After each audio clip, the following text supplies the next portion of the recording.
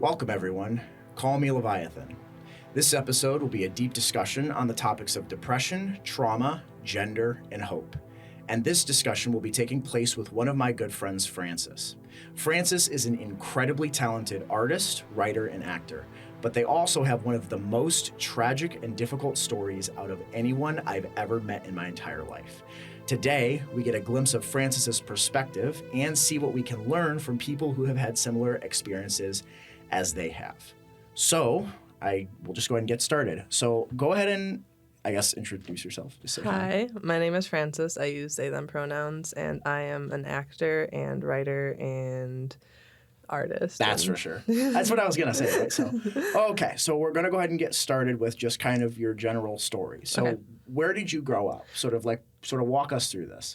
So I grew up in West Michigan, mainly in Cedar Springs, which is a tiny little town off of Grand Rapids. Mm.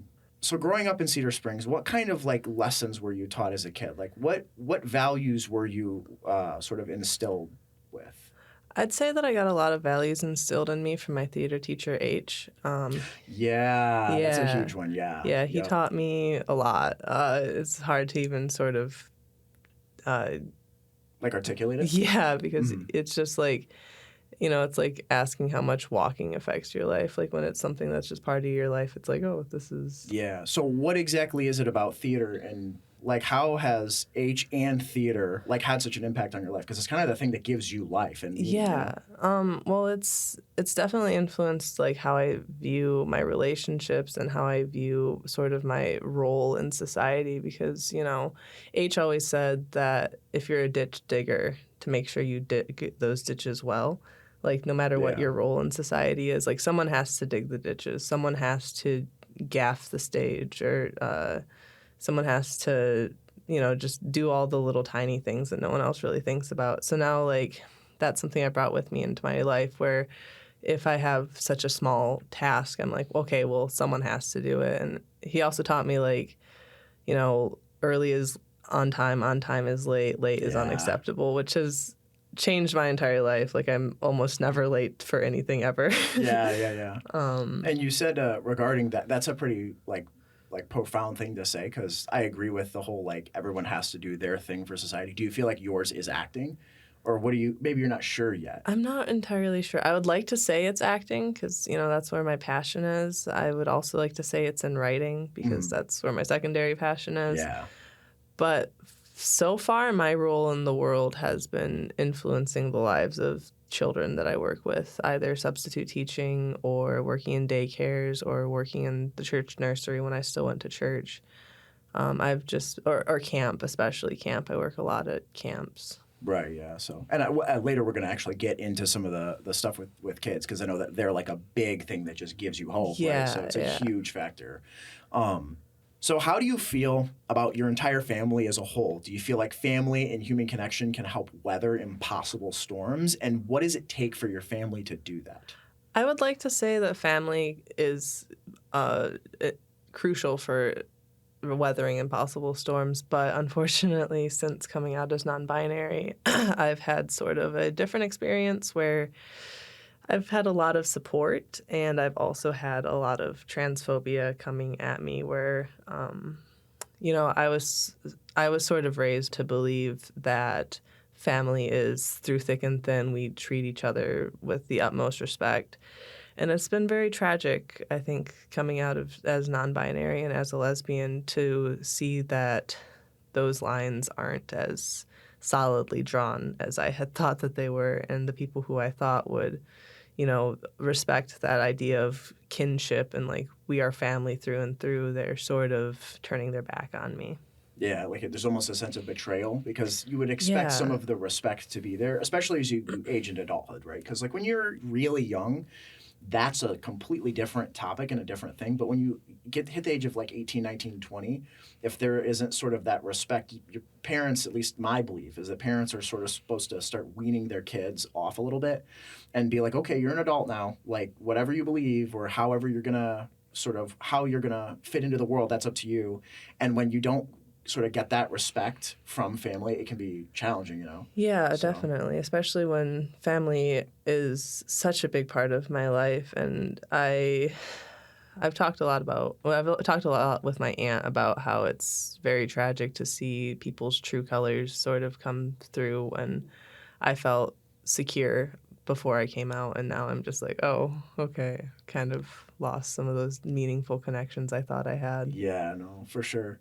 You are a writer and actor by nature. Where does your desire to write and act come from? My desire to write actually comes, I would say, from my dad. When I was young, I did not know this. Wow. yeah, Okay. yeah. So I was homeschooled until I was in seventh grade, and a lot of the homeschooling was focused on writing. And so from a very young age, I was writing like stories. And I remember I wrote one called like Nani's and Ashlash, which was basically me and my sister going on this crazy adventure. And like, it was my first book technically. And it's just kind of like a little children's picture book. But like, that sort of propelled me into my future. And then in high school, not really having all the avenues that I wish that I had to fully explore myself. One thing I did have was this really old, decrepit computer that didn't connect to the internet and only had Microsoft Word. Nice. Yeah, awesome. That's funny. For acting, I remember seeing Johnny Depp and Selena Gomez as a kid and just being like, wow, those are the coolest people I've ever seen in my entire life. And like being told like, oh, this is Johnny Depp and this is also Johnny Depp and this is also Johnny Depp. I was like, oh, I could be anything. Like I That's could. so accurate though, because you see him in Edward Scissorhands. Like I didn't see all of his movies growing up, but you get Edward Scissorhands, and then he's Jack Sparrow, and then he's all these other guys. And it's like how, like very few actors can actually do that. That's hard. And that's sort know? of my dream. I mean, my dream is really to be the Doctor in Doctor Who, but my dream is also to. It could happen. It could happen. That's my goal. That's my big Yeah. overarching goal. You know, you got to shoot for the, what is it? You got to shoot for the moon and you land among the stars or something like yeah, exactly. that. How many doctors have? I haven't watched the show. Oh, There's like gosh. so many, like 10 doctors or Okay, something. so I've kind of lost track, if I'm being honest, just because I don't have the avenues to watch them that I wish I did. But there is, I think we're on the 14th Doctor, and they have it scheduled out like several further. Oh, man. And then there's also another Doctor who doesn't technically count in the count. So if there's 13, then there's 14. If there's 14, there's 15. Oh, it's that's funny. Confusing. Wow, it's been going. How many seasons is it? Like 20, 40 years, something crazy like that. It's old. It started in 1963. I could go on a whole thing about Doctor Who, but But seriously though, that's hilarious because you would be a good doctor. I've seen some of the episodes with like the telephone. I forget what it's called, but like the telephone booth or whatever. What is it the called? TARDIS. The TARDIS. That's what it's called. Isn't it an acronym or something? Yeah, time and relative dimension in space. That's right. That is such the part that has the angels, those like angels or whatever. Gosh, yes, that was the first time I'd ever seen anything from Doctor Who, and I was like, this is terrifying. Like I like this. That first episode of Sally Sparrow is actually really inspiring to me as an actor too, because it was just like this one episode in this TV show, but it could have been a standalone movie, you know, and it was like she was only on for that one episode, but she killed it in that episode. Wild. That's crazy. Yeah. So what would your life look and feel like if you were able to write and act all the time? And what would it look like if you were unable to do those things? I think if I was able to act and write all the time, I would like to say that I wouldn't ever like feel unfulfilled at all, because you know I've been going through some stuff recently, and acting and writing have really been the only things that I've been able to like, you know, the light that I've been able to draw into my life. If I wasn't able to write or act, it wouldn't go well for me. It would not be. I don't even know what I would do, honestly. I can't imagine my life without writing or acting. Even if it's the zombie apocalypse, you're going to see me sitting there with like several notebooks.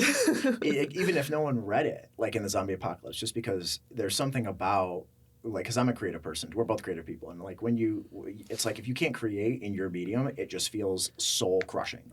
I actually have this mini theory. Sorry, this is kind of an offshoot. Yeah, go ahead. I think that like most of human history has been humans trying to say I was here. I don't know if you know this, I but totally agree. yeah. That's like almost all, like, I don't know where I've heard this from before, but I've heard that has been a well understood part of the human condition forever. Like, it's always been something we've been doing. They found, like, I always thought that it was just like silly middle schoolers would write like Olivia was here or whatever. Yeah, you know? no, But we've all been doing that. yeah, and then Yeah. I found out that like the walls of Pompeii, someone wrote like I was here, and it's like I feel like it's just all of humankind is just sort of like reaching out into the cosmos, like I was here, like remember me, you know? Right. Like, there's something about the human condition where, like, we want to be remembered. You know what I mean? Like, I feel like there's something about, like, we don't want to just have our life here just be meaningless, which gets into the first big topic I want to talk to you about, which is depression. So you have been depressed. I mean, many of us kind of in this generation, just kind of people that have been alive today, many of us have been depressed. I've been depressed clinically, and so has Frankie. And so I wanted to sort of get into some of this with them. And I have some questions for you about this. Okay. So depression is extremely common today, and I've experienced it, so have you. How would you describe the way depression feels to someone who just has never experienced it before? Oh, I wish I had my old ancient computer. I'd pulled up a document that I wrote. I know, yeah.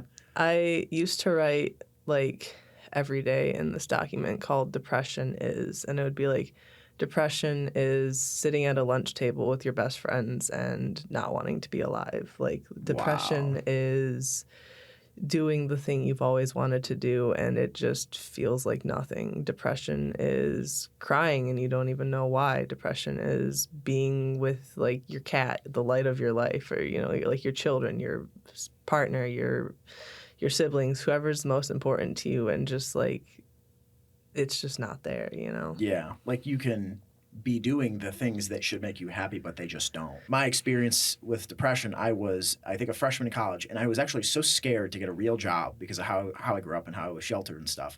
But I still needed to work, and so I chose to get an internship freshman year of college, like in the summer after my first year, and I was driving to Kalamazoo an hour every single day. It was a nightmare, but I drove an hour there, an hour back to go work in my field. And I ended up doing just extremely grueling work that I didn't want to do, that I wasn't interested in. And it just felt totally meaningless. And it sucked the life out of me. And I remember just kind of sitting there and like, I got like physically ill from the job. And I was so young at the time, I just didn't even know this was like a thing. And so after something like probably about 3 months into it, I eventually pulled the plug on it. I had gotten on a couple of medications. I was on Wellbutrin, and that like did not work. I went on Concerta. I was on it for probably about a year before I was able to get off it. But it was like it was really bad. And so I've had that experience where you just have the life sucked out of you. And like I feel like depression has always existed, and it's kind of it's something part of the human condition, but it's changed a lot over like the last couple thousand years. How would you describe the way depression has evolved over the course of human history? Do you have a take on that? Because I actually do. I've kind of been thinking about this, and I think that humans experience the same thing over and over again. And I feel like we don't really, I could be wrong about this, but I feel like we think that things have changed a lot, and they really haven't. Like, there's a Sappho poem where I think it's like, I'm totally going to misquote this, but it's like, dawn like a thief, or dawn in golden sandals came like a thief, or something like that. It's basically this idea that like the days just go by too fast. You know, Blink 182, the band, it's sort of meaning like you blink and 182 days pass, and that's half a year. Like you blink and half a year passes. And I feel like this is something we see throughout literature and all sorts of things, is like the same things over and over again. We just see the same themes repeated over and over. And I feel like I'm sure that the way we've dealt with depression has changed a lot. And but I think that the human experience of depression, I feel like probably hasn't changed a whole lot. Which is fascinating, because you would think with all of the like technological advancements we've had with like medicine, with just electronics in general, like housing, like the amount of technological advancements in the last, whatever it is, like probably 100 or 200 years since like the 1700s has been so incredibly like amazing. However, it still hasn't fixed problems like this. I actually, thinking about it a little bit further, I feel like we're less allowed to, at least in some cultures, we're less allowed to show our depression. I do agree with that. And I think that that's Yep. something, because like I was just thinking how in the Bible they like rip their clothes and like scream at the sky and all this crazy stuff. And, Oh, like, yeah. we, like, if you did that in like the train or something, like people would, you'd be on YouTube and like Yeah, in TikTok. prison or something. Yeah, in Yeah, like, prison, like people would you be know. like, it would ruin your life, and it's like you can't really mourn the way that you wish to. Like, Yeah. oh, something my friend and I were just talking about the other day is how like someone incredibly important to you can just like die and life just keeps moving. Like nobody, like Yep. nothing changes. Yep. And it's like that in and of itself is traumatizing. You get like a couple days off work, but then like you have to pay the bills and like Yep. you still have to go to work and you still have to go to school. And it's like something absolutely awful can happen and you don't have the time to grieve. Something similar happened to me when August of 2022, I was working one of the hardest and most frustrating jobs, but also the most valuable jobs in my life. And my pastor, who I had been going to church with, we'd been going as a family to church with this pastor when I was in high school from like 7th grade until I graduated high school. And a little after, he died at like 96. He was really old. And what happened is I had been living in Metro Detroit doing this job in real estate as a photographer, working digital media and real estate. And it was very grueling and frustrating. Well, I never got the chance to go back and actually like have be at church with him one more time before he died. And then one day I get a call from my mom and she's like, yeah, he's dead. And there was a funeral. I go to the funeral and all this stuff. But it was the first time, and everyone at some point in their life, I'm sure, has something similar, but this was the first time it happened to me, where I was like, oh, wait a second. We actually are all just a bunch of ticking time bombs. We're a bunch of clocks. Because as soon as I realized that I just kept putting off over and over again going to church because I wanted to go one more time and I couldn't. And we had this funeral, and then like life went on exactly. Like I couldn't just sit there and grieve. I realized, oh no, we are actually locked into a time continuum that we can't escape from. We can't go back in time. We can't know the future. And so all we have is the present.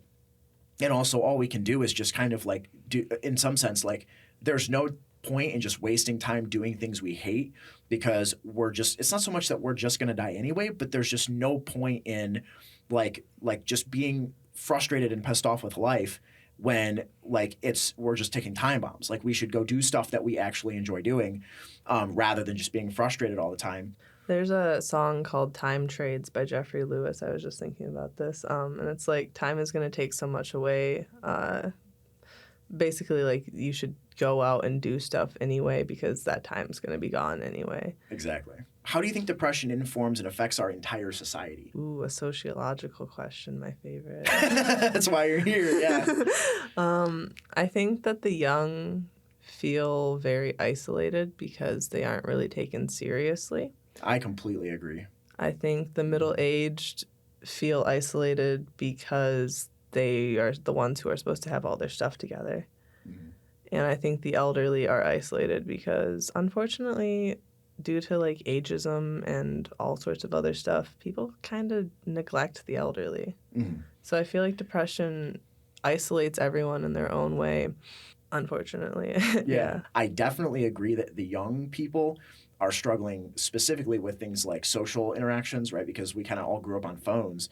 And that coupled with definitely not being taken seriously, we're kind of hitting like mid to late stage capitalism type stuff. Yeah. Huge fan of capitalism, but there comes a point where it's like 10 companies own everything. And when that happens, like it doesn't really feel like the work we do, or at least the work I do, if I was going to work at one of these big companies, it wouldn't feel very meaningful to me. Because I just like, if I mop the floors at McDonald's, let's say, because I've done that before, it doesn't feel nearly as meaningful as if I mop the floors in my house, like for my wife or something. Because like the connection between me mopping the floors and like the value out of doing that at McDonald's to like the people getting the sandwich is so distanced from what you actually have to do as like an employee. There's actually no connection at all with like what you're doing and the result of the company. If I like work in a factory that like makes parts for a car, it's like there's no connection to what I'm doing and the people that get the product. And that feels really meaningless because you're just like, and that can really drain the life out of like somebody. It would out of me. How do you feel our society is dealing with and handling depression? What do you think works and what do you think doesn't? I think our society is very gimmicky with how it's handling depression. Like when you look at just sort of like all the infographics and stuff, it doesn't, at least to me, it doesn't feel very genuine. It feels like they're trying to make a quick buck off of the suffering of others. And that's not the entirety of society, but that is something that I see a lot of, even with like people who are like maybe on TikTok and they're trying to market themselves as like, oh, look, this is how you can fight depression. But like, it's to get views, you know, it's, and this is, I think, across all spectrums. Like you see this in like the alpha male podcast, but you also see this in like tarot readings and like all sorts of different avenues where it's, I feel like it's just, people see a problem that they can get money off of, and that's what they do. They try to get money off of it without actually helping, which is really unfortunate. I think that our society is trying to bring more light to depression, but I don't. I mean, I think that we've made big progress, but I think there's still a lot to go. There's a lot of work that needs to be done. Yeah. Yeah. I definitely agree on the capitalizing on it. I've seen a lot of stuff out there that is sort of focused on like self-help stuff where it's like, you can, pursue your dreams, all this stuff. But it's actually like this toxic cult of like not actually doing anything. It's one of those things where it's like work 80 hours at what you're going to do and all this different stuff. These guys will sell the idea of working an unbelievable amount of time, like 80 hours, 100 hours a week at what you want to do or something like that. But what they'll do is they will sell like the book. Like they'll write a book and they'll sell it or something like that, or they'll do like live events and stuff like that. Yeah. And they'll basically get you reading all these different books where they tell you advice, but they tell a slightly different twist on the same advice. And you basically just kind of get hooked into this cult of self-help where you're never actually like doing anything, but you're watching. It's almost like motivational videos. Like you're watching or consuming content that's supposed to motivate you, but then you never actually become self-motivated. That's been my experience. Have you ever been taught growing up that God is the solution to depression? And has this ever been true in your experience? I remember being in youth group in high school and experiencing panic attacks every single day of my life. And I went to youth group and they were like, oh, does anyone have prayer requests? And I was like, yeah, I have a panic attack every single day of my life, like multiple times a day. And they were like, oh, let's lay hands on you. And I was like, please don't. Oh, no. And they did anyway. And it was like one of the most uncomfortable moments of my life. And like everyone else and all the other small groups were like looking over at me and my crush was looking at me. And I was like, oh my God, this is the worst day of my life. And I just remember being so upset because I was like, no, I just want to be like acknowledged that this is a thing I'm experiencing. Like, first off, don't touch me. Second off, like, this isn't helping at all. And like at that point I still had a very strong belief in God. But yeah, I was told a lot that like God would help depression, but my Mima was sort of my my education on religion, and she was so funny. She would like yell at God. She'd be like, That's funny. She'd be like, I'm all depressed and you're not doing anything about it. And Right. like her friends would be like, Diane, you can't yell at God. And she's like, what difference does it make? He knows I'm angry. And so like, I'd go to church and they'd be like, oh, like you have to just give your depression to God. And I'd be like, I don't know, my Mima was yelling at God a lot. So like I did get taught that, and I did have that really awkward experience of laying hands on me, and like, my sort of role models in the church weren't really understanding. But like I also had the background of my Mima and like this understanding that my emotions were valid, which was like a really good thing for me, I would say. And I think that to a degree, God can help with depression. I don't even believe in God, but I think that having a belief in a God can help with depression, which I think is something Nietzsche talks about too, which is just like this idea that having a God can change your sort of outlook on everything. But now having no like solid religious belief, it's kind of actually been really difficult because I don't have something to sort of give my depression to. It's just sort of like me versus the world. Right. No, and I relate to that a lot because I was specifically told that it was my fault if I was depressed. Fortunately, never by anyone like my parents, but I had pastors when I was like in seventh, sixth, fifth grade. I had a pastor for a while that had a really big impact in my life. I didn't even know he did until later. But I remember being told by him, as well as some other people growing up, that depression was my fault. But more importantly, that it was actually God who was supposed to cure my depression, and I just needed to pray about it. And it was really challenging. Obviously, it was different as a kid when I was in like seventh, eighth, ninth grade and stuff like that. It was challenging because I just didn't have the experience. So a lot of people in my life had religious experiences that were different than mine in the sense that I'm not a particularly super spiritual guy. I'm still a Christian, but I really wanted practical answers. Like I really wanted like just not even facts and logic. I just wanted some rational argument for like how God's supposed to help me or something similar. I never got that. I was just told that there's sort of this spiritual element to God and that he's supposed to just help me feel better. And that didn't work for me. I've had incredible things that have happened in my life.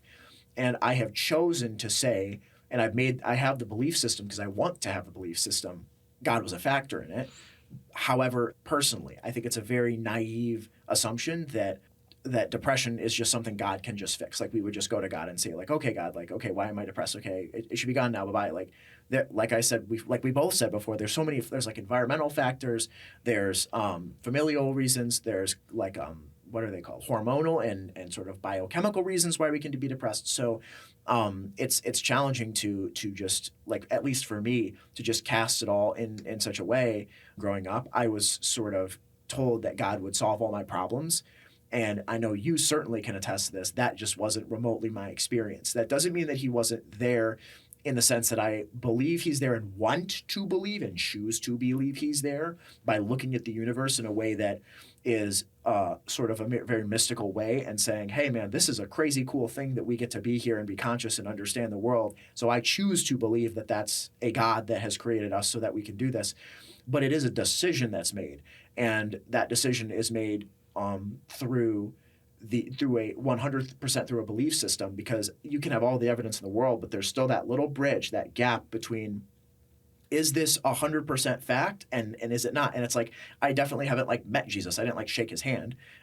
Historically, I know he existed. It's a question of, do I believe he was God? Like these are the kinds of things where I feel like I was raised in a way where I wasn't allowed to ask that question. Everybody that has ever grown up in the church, ever, regardless of where you are now, you're taught as a young age that it is a fact. It is like, this is a fact that as much as the sky is blue, like God exists, it's a fact. And so you're never allowed to kind of be like, it's a belief, right? It is better to believe that there is a God, like logically, if it provides a sense of value to you, even if it turned out that he wasn't there, the belief in a God is equally as powerful as there one being here and us not even knowing, because that belief can shape and change the way that we behave and the outlook we have on life. But I'm very, very like particular about the case that I make, which is that it's 100% a belief. It's not like, I haven't like shaken God's hand or Jesus's hand. You know, I haven't like gone out to like Arby's with him. That hasn't happened. And in my experience, I've had a lot of really incredible things that have happened in my life. And I look at the world in a very like beautiful and mysterious way, but I choose to believe that God did that, as opposed to saying like, oh yeah, it's true, and being insecure about it. It's like, no, I believe it, and it's my opinion. It's based on all the research and all the sort of it's a belief system based on what I see, and that's me. I get really frustrated with people that try to force like a opinion of God on me, if that makes sense, you know. So not because I think that they're right or I'm wrong or anything like that, but I'm just navigating a lot of this stuff, and it's hard to do that when other people go like, oh my gosh, like God is this way and all that stuff, you know what I'm saying? So have you ever been told to just not be depressed? How does that make you feel, and what would you say to someone who thinks that way and says things like that? I have definitely been told that many times by many people, and it's sort of one of those experiences where, like, if you've never experienced it, you won't fully understand it. I agree. It's like getting punched in the face. I've never been punched in the face. I'm stealing this from my friend, but they said it's like being punched in the face where you don't know what it's like until you're on the ground. Yes, no, I do agree. I've had people say just not be depressed, and Yeah. that it number one, it completely invalidates your feelings. Oh yeah, for sure. Completely, right? But more importantly, like what it essentially does is it makes you start to question if, at least for me, when someone just says, don't be depressed, it makes me question myself because it's like, what's wrong with me if I'm still depressed after trying not to be? You know what I'm saying? And it's so challenging to navigate that because not only are you navigating that, but you're clearly navigating that alone because you're navigating feeling like there's something wrong with you and someone not just being there to help, if that makes sense. And I am fortunate enough. I don't really feel like that's been like a massive part of my childhood, although it's been a small, tiny part, like kind of in high school. But I know specifically with you and with other people that we both know, and certainly people that are out there in the world, like that's a huge thing where they are just told not to be depressed and they just have to go deal with that. And it's just not fair. And the world isn't fair, but you know. I've even been told to just stop grieving. And that's awful, yeah. Yeah, like I had lost someone that was really close to me at the time, and like within a month of him dying, I was being told to like get over it. I had a friend in high school who, in high school, not even in high school, when he was in middle school, his friend took his own life, and that same day, his dad told him to get over it. Yeah, and it's like, and to anybody that has lost somebody in high school, you know what that's like. Like everybody stops what they're doing and is like, whoa, whoa, whoa, whoa, whoa. We're like, we have to like really grieve this thing, right? Because it's a lot, right? And to then be told by people, specifically people that are the closest to you, that like, what's wrong with you? Why are you so upset? Life moves on. Like, get over it. It's so not helpful. Those little things to me would like end me. Like I just wouldn't be able to tolerate being told something like that. Like we get into it later, but you're a trooper that you've like been able to like sort of move past all this crap that's happened to you, at least in my opinion. Just because the stuff that like has happened to you, I couldn't live like with myself. Like it would just be so challenging for, at least for me, to have to deal with having had been like like having people like latch onto me and tell me I couldn't do stuff and wasn't a certain way. Like it's just like you're really strong that you've been able to become somebody despite that, you know.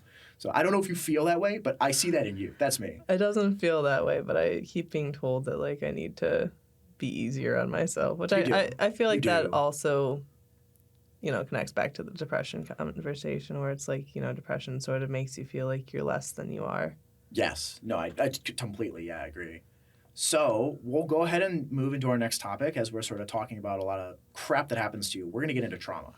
So the word trauma is thrown around a lot in our society, and you know trauma more than anyone I know. So how would you describe trauma in your own words?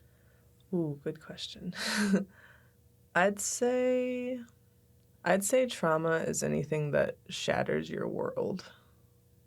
So, I like that definition. I feel like people are sort of very picky about the word trauma in certain ways. Like, there's definitely times when people throw around the word trauma, but there's also times when, like, maybe something like somebody says your shoes are ugly. Like, that could really affect someone. Like, everything affects someone differently. Like, to me, I'd just be like, okay, whatever. But to someone else, they could be like, oh, this is the worst thing that's happened to me this week. Like, we never really know how things affect people. That was all I was going to add. Oh, yeah, no. And I was going to say, the shattering your worldview, I've had that happen many times. One of the episodes I'm going to do soon is literally a framework from the ground up of every single time my world was shattered. Oh, gosh, I could never. Yes, and it's framed from a series of betrayals. I'm writing it right now, but it's every time I was betrayed, either by myself or by something else, by somebody, by my understanding of the world. And it's like I've had that happen so many times now that I'm a completely floating just speck in space. Like I am in that situation. And I feel that. Fortunately, I don't know how I've been able to make it work, but I will say with respect to specifically getting on the topic of trauma again, I've heard several definitions, and I fortunately I'm someone that I would say has not gone through extreme trauma, nothing close to what you've had. I've had a lot of really hard moments in my life. I've heard this phrase before. I do not know who said it, but it was on an after-school video from I think a prominent psychologist. it was something, it was not my words, it's something along the lines of trauma isn't what happens to you, it's what happens inside you. And Yeah. I really like that because it does feel like it's like the change that happens inside you as a result of the crap that you go through. That's like the best definition of trauma. And it's really interesting because you kind of end up identifying with that thing, that change that happens inside you. And I really, really relate to that. So trauma has an interesting way of breaking or building character. How do you feel like your trauma has changed you, for better or worse? It's kind of interesting because I feel like for the first huge portion of my life, every trauma that I went through, like, it fueled the fire inside of me where I was like, I just came back bigger and stronger and better. And then something that, like, on paper might not seem as big as, like, you know, going through severe abuse or, like, being sexually assaulted. But, like, it absolutely shattered me was my friend Alice died. And it was like, I did not know how to be a person anymore. And I kind of like, I was still holding on to that idea that I had to come back bigger and stronger. So I was like working at that really hard. And less than a year later, my Mima died. And uh, everyone who knew me at that time would, I think, attest to the fact that that really, like, that broke me. And that's something that she passed away like 2 years ago now. And it's still something that, like, I have not recovered from. I think that trauma has a lot of different ways that it can affect someone, and you, again, like getting punched in the face, you don't know how something is going to affect you until you are going through it. Like, talking about, you know, casting your lot on God, a callback to earlier, like, I remember specifically telling God, I was like, do not take my meme from me because I don't know what I would do. And that was sort of like right at the tail end of my Christianity. I wouldn't say that her death is what pulled the plug of, at the end of the day, but like I just remember reaching out to God and being like, do not take her from me because I don't know what I would do. And now I'm here and I still don't know what to do, you know? No, and I remember that entire season of your life was probably the hardest that I'd ever seen you at. And I am very proud of the fact that you've gotten out of there and we helped you out. Like, I'm really proud that we were able to get you a car. You may not see, we don't see it in ourselves because No. we're ourselves, so we don't see it. But I remember when you were talking to me like for a long time about things like getting a job and trying to move out and trying to get a car and all this different stuff. And it, like, you're doing all that on your own now, and like it's like super impressive. Yeah. And I feel like, at least for me, from what it seems like, you seem to be doing a decent job. I know you feel like a hot mess. We all feel like a hot mess, but I feel like you're doing a really good job. And with myself, I can say I would definitely, I feel almost unethical to say that I have any trauma because my family works in social sciences, and so I had a lot of the education on stuff like regarding mental health growing up, and so I feel like I don't even, and my parents were and are very loving, so I don't even like saying, like, using that word because I feel almost disrespectful to consider myself in any way traumatized. But the adverse things that have happened to me, I almost always look at them as ways to fuel myself moving forward if I can. Where if I have an experience that's really painful and hard, whether it's somebody leaving me or like in a relationship, or it's a friend that like went behind my back, or it's or a family member that betrayed me or something like that. Like, I try to look at that experience and I grieve it as long as I can, and then I do whatever I can to let it change me and make me a better person moving forward, which is really hard, but I do what I can to sort of make that happen, and it's challenging. But I do feel like I'm stronger because of it. Do you feel like you are? I want to say yes. I mean, not to quote Nietzsche again, but you know, he says like, "What doesn't kill you makes you stronger." I'm sure you've heard that quote. Yeah. But also, like, I don't know, the trauma that I've experienced in the past few years, like, I'll probably eventually get to the point where I'm like, yeah, that made me stronger. But right now, I'm like, I know you say that you're proud of how far I've come, and that from an outside perspective, it looks like I've really got it together more than I have in the past. But like, particularly, I had a roommate situation that really cut me down to a place where I've never been cut down before, and that's something where like that trauma specifically, I feel like has only made me weaker. And that's, again, not something I'm used to. Like, I'm used to trauma making me stronger. And then Alice died, Mima died. I moved in with these atrocious men. That's the best way I can think to describe them. They were very bad to me. And I feel like I'm at a point where trauma is making me weaker, and that's something that I really hate to see. But maybe eventually I'll look back on this time and be like, oh, it did make me stronger. I just had to get through it. But Yeah, because in hindsight, it's a little easier to have the context. And here's a thought: do you ever feel like it's almost like, you know how we go to the gym or we exercise? Well, you're working your body and you're experiencing some short term pain, but you don't just exercise endlessly. You know, it'd be like if you, I don't know, you went and like lifted or something like that until your like arms failed. It's like, okay, well, it hurts really bad and there's some pain involved, but then you grow. But it's like, what if you had to keep pushing and you literally, there was no more benefit. Now it's just hurting and breaking your arms to actually keep going. I feel like, unfortunately, in a lot of ways, unluckily enough, that's kind of it seems like your experience where you're just kind of like trying to, like, you're like, there's a little bit of growth that can happen with some really hard times, but when the times just keep coming and you're just constantly in a state of like panic and trauma and crap happening to you that's not your fault, it just feels like it never ends. It's like the growth, it feels like it's stunted. Like you can only develop so much before it's just pain. You know what I'm saying? That's a good way to put it. And then like, and I still believe there's growth, but maybe the growth isn't as evident because it's like you've already kind of grown, or at least it maybe just isn't as evident because you're so in it. I bet you 10 years from now, you're going to look back and be totally different. Like you're going to be just like, oh, yeah, no, everybody wants to look back 10 years from now. We just don't want to be 10 years older because that's the unfun part, right? H always says that if you don't look back at your past self and cringe, you did something wrong.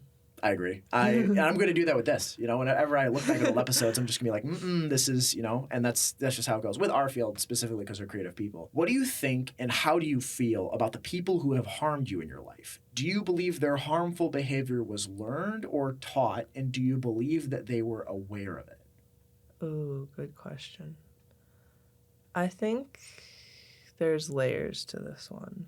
Like, there's definitely people who I think harmed me on accident. Like, maybe they didn't realize how much something would affect me, or they didn't realize the place I was in and how much, like, I did not need that extra pain.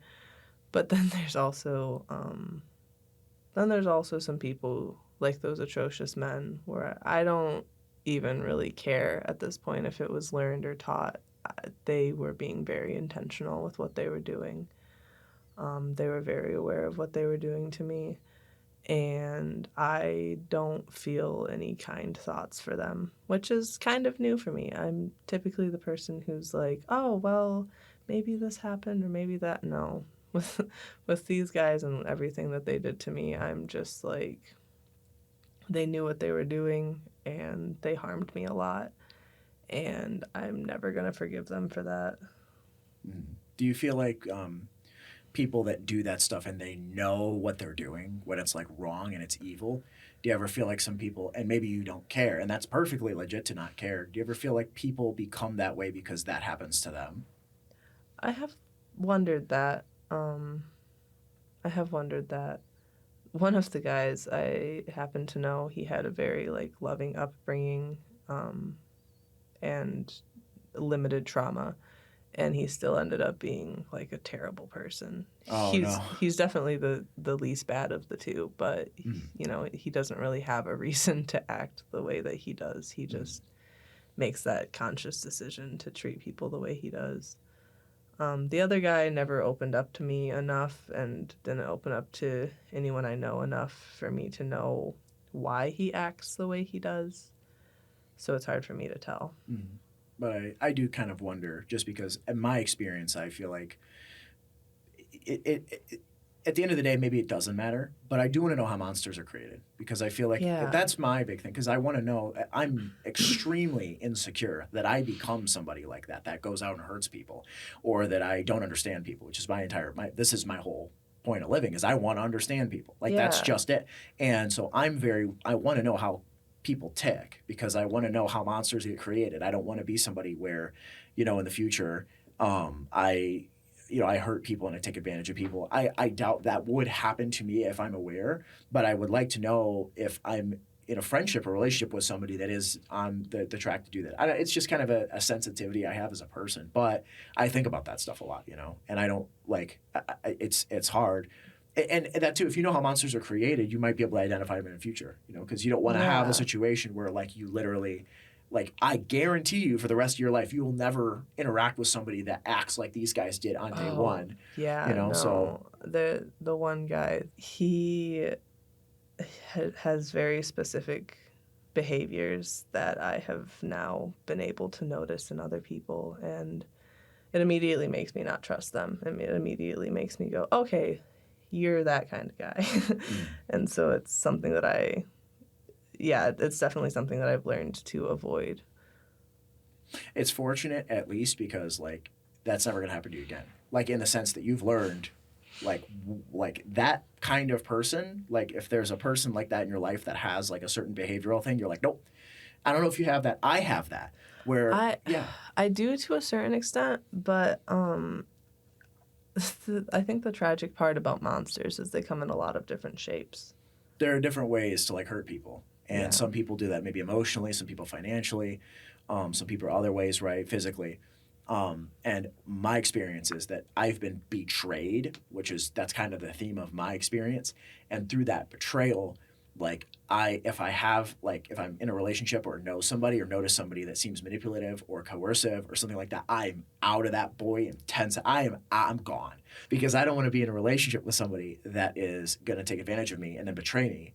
And so, at least for me, I feel like there's learned behavior there that I'm like going to Yeah. keep forever. You know what I'm saying? Yeah. So, and I would say that if there is a benefit to traumatic experiences or adverse experiences, is that they teach you so much, and that stuff is taught very like aggressively, but you never forget that stuff. True. So, do you feel like people who do not understand trauma are more likely to inflict it on others or be traumatized themselves? I think traumatized people who don't understand their own trauma are more likely to inflict trauma onto other people Really?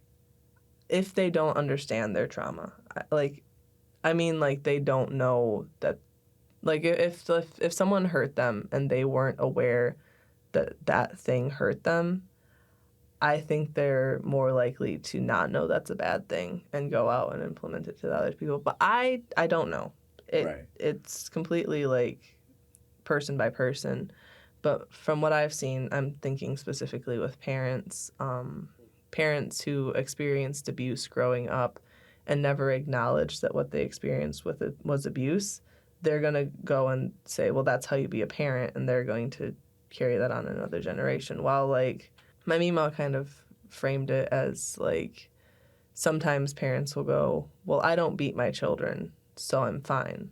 Or I don't do what my parents did in this regard, so I'm fine. But they overlook all the other ways that their parents harmed them. So, like, yeah, they don't beat their children, but they still are emotionally abusing them. And they have not acknowledged that they were emotionally abused.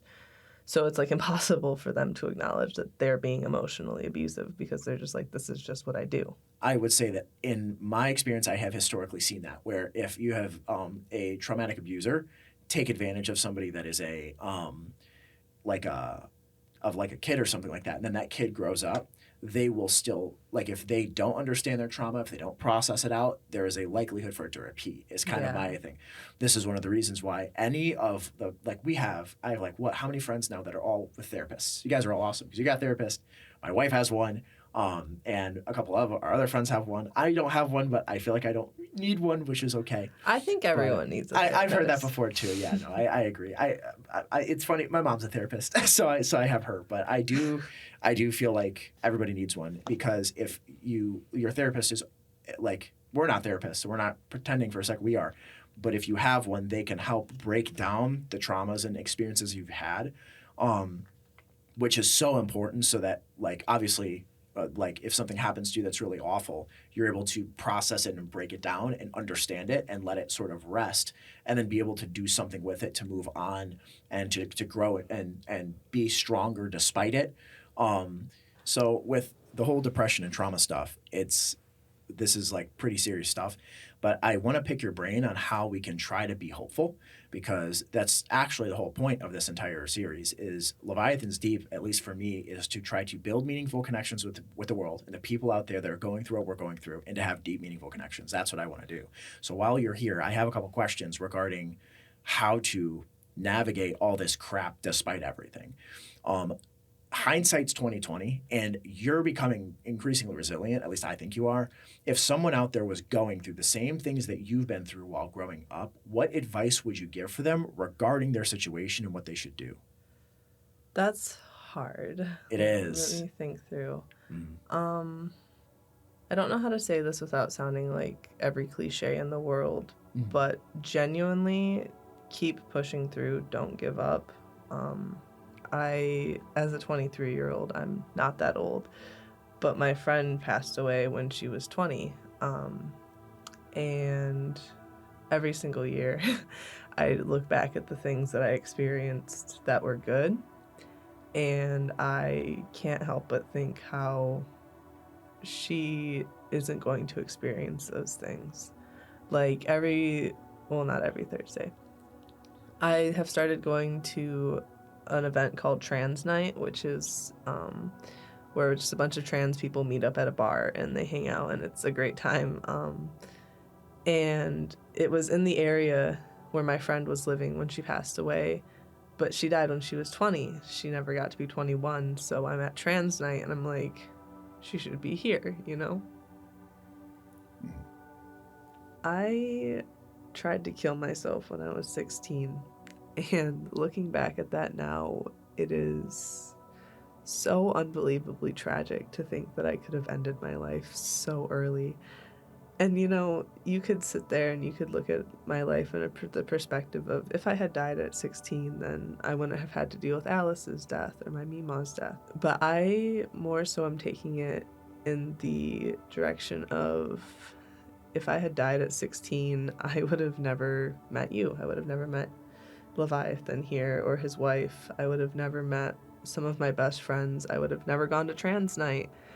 I would have never had these niche, beautiful experiences that, like, I don't know how to explain it, but you can go through something absolutely horrifying and there's still a sunset that you can look at and be like, wow, this is beautiful and I can't believe I'm witnessing this. And I personally think that with all of the bull crap we go through, there is an equal amount of really beautiful little moments.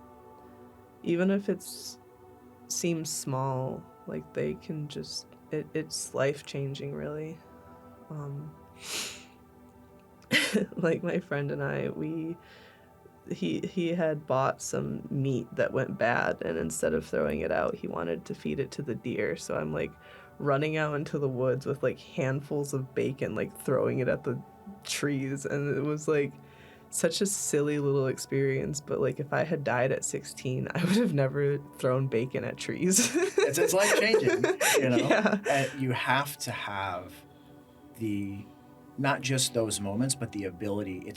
Do you feel like it's a skill to learn how to find joy in those little moments? Yeah, and I think that that's one thing that I was able to take away from my Christian background. Not in the way you'd expect, because they didn't really teach me that at church. But when I started looking into Christianity, I ended up finding, Richard Rohr and Rich Mullins and the Franciscans, the Catholics who follow St. Francis of Assisi, which, spoiler alert, is where I got my name.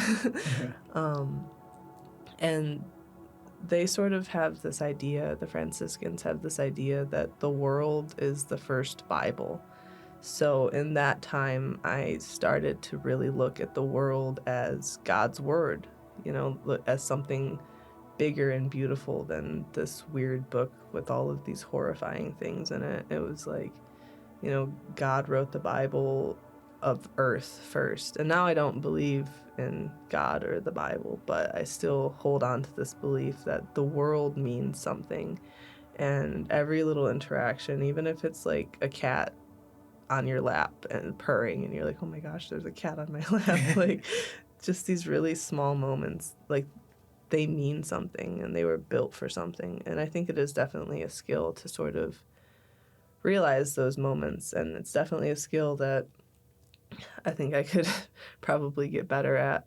But Did you feel like creating them is a factor too? Because I feel like we can look around and we can see the world, but it may not be as impressive because those moments, like, they're definitely best like natural. You know what I mean? Like, you didn't go out trying to throw bacon at trees, and so in some sense we have to create them, but it's also that they have to happen to us. And yeah, sometimes it's hard because our environment doesn't let that happen. You know what I mean? unfortunately, yeah. But So I don't know, because there's definitely situations out there that are so horrifying I can't even start to imagine it, and I don't want to be like, oh, there's sunshine and rainbows there too, because I feel like it's important to acknowledge that there's some really messed up stuff in the world. But even if it's like you have a friend and they tell you a stupid joke and like you don't even find it funny, but it's like so them to tell that joke. I feel like even those little tiny moments can make it worth it. Like those little tiny moments with the people you care about, or the beautiful things around us, or the things you care about, the things you like to do.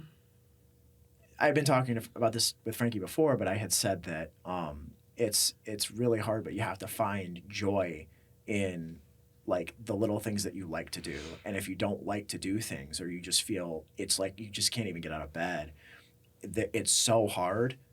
When it is hard, like to just get out of bed and find something that you want to do today, you have no idea how valuable it is to go do that. Even when it's really hard and you don't want to do it, and it's really frustrating because you just feel like there's no point, like go do that fun thing that you want to do, because you create those moments that give life meaning. You know, it's not about this big, insane huge thing that you want to do. You want to go to the moon or something like that. Like no, the things that you can find meaning in those very small interactions you have with your cat, with a family member or something. And so I do totally agree that we have to like look at those little moments and just like look at those as the way to sort of keep moving when it's really tough.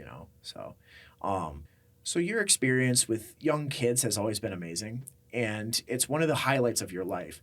What do you love so much about young kids? And do you feel a sense of responsibility to protect or give advice to young kids that might be going through what you've gone through?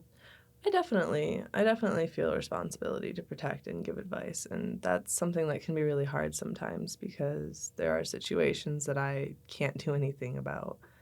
Right.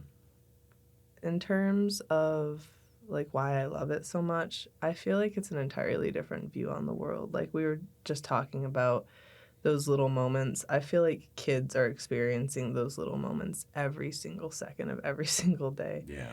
And if you know where to look and if you actually listen to them, I think that you can hear just like the most amazing things that you've ever heard. It's kind of funny.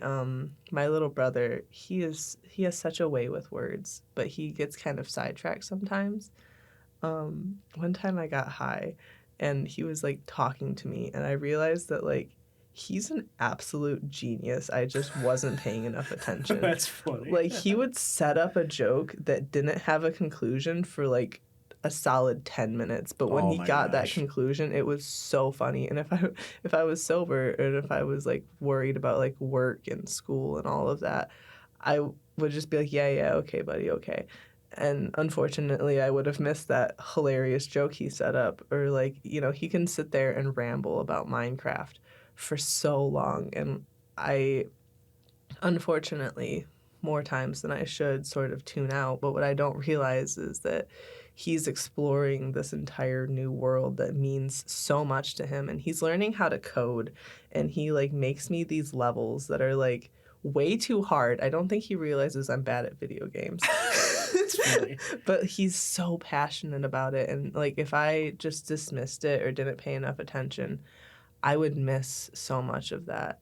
And that's something that I see even up through high school. I remember one day I was subbing at a high school, and it sounds so silly. I was writing for my book, and I decided to make an entirely new number system that had a base of 12 instead of 10. I couldn't even do that now. I remember, a base 12? I don't even know how that works. Yeah. Oh, it was a whole time. Oh, I man, made wow. like an entire periodic table, and I was Whoa, that's or crazy. not periodic table, sorry, multiplication table. Oh, yeah. And I was like so invested in it, and I was so proud of it. And I went to my co-teacher, and I was like, look at this thing I made. And they were just like, that's weird. And then I was like, okay, whatever, you don't understand. So then I went to some of the kids. I was like, look at this thing I made. And they're like, that's so cool. And then they like connected it to something that they had learned in their other classes. And like, unfortunately, like I feel like a lot of adults have sort of lost that spark for life. And like with little kids, it's just like every day you're sitting there and you're like learning things about the world that you've forgotten, because they just like have such a expansive mind that's just so open and free.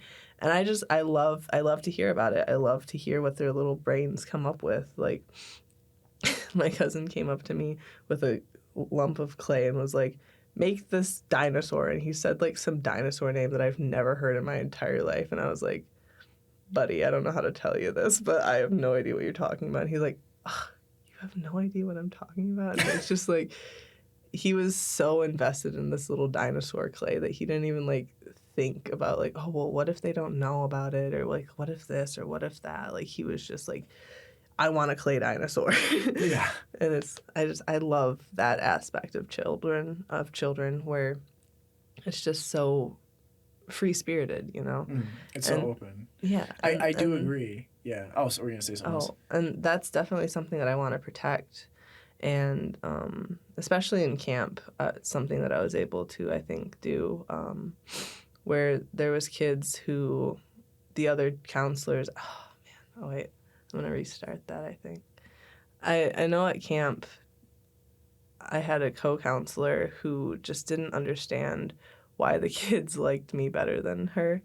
And I was like, well, we should just ask the kids. And she's like, you can't just ask the kids. And I was like, I'm going to ask the kids. So then I went up and I was like, hey, guys, like, why do you like me better? And they're like, well, because you actually, like, listen and are involved in our world.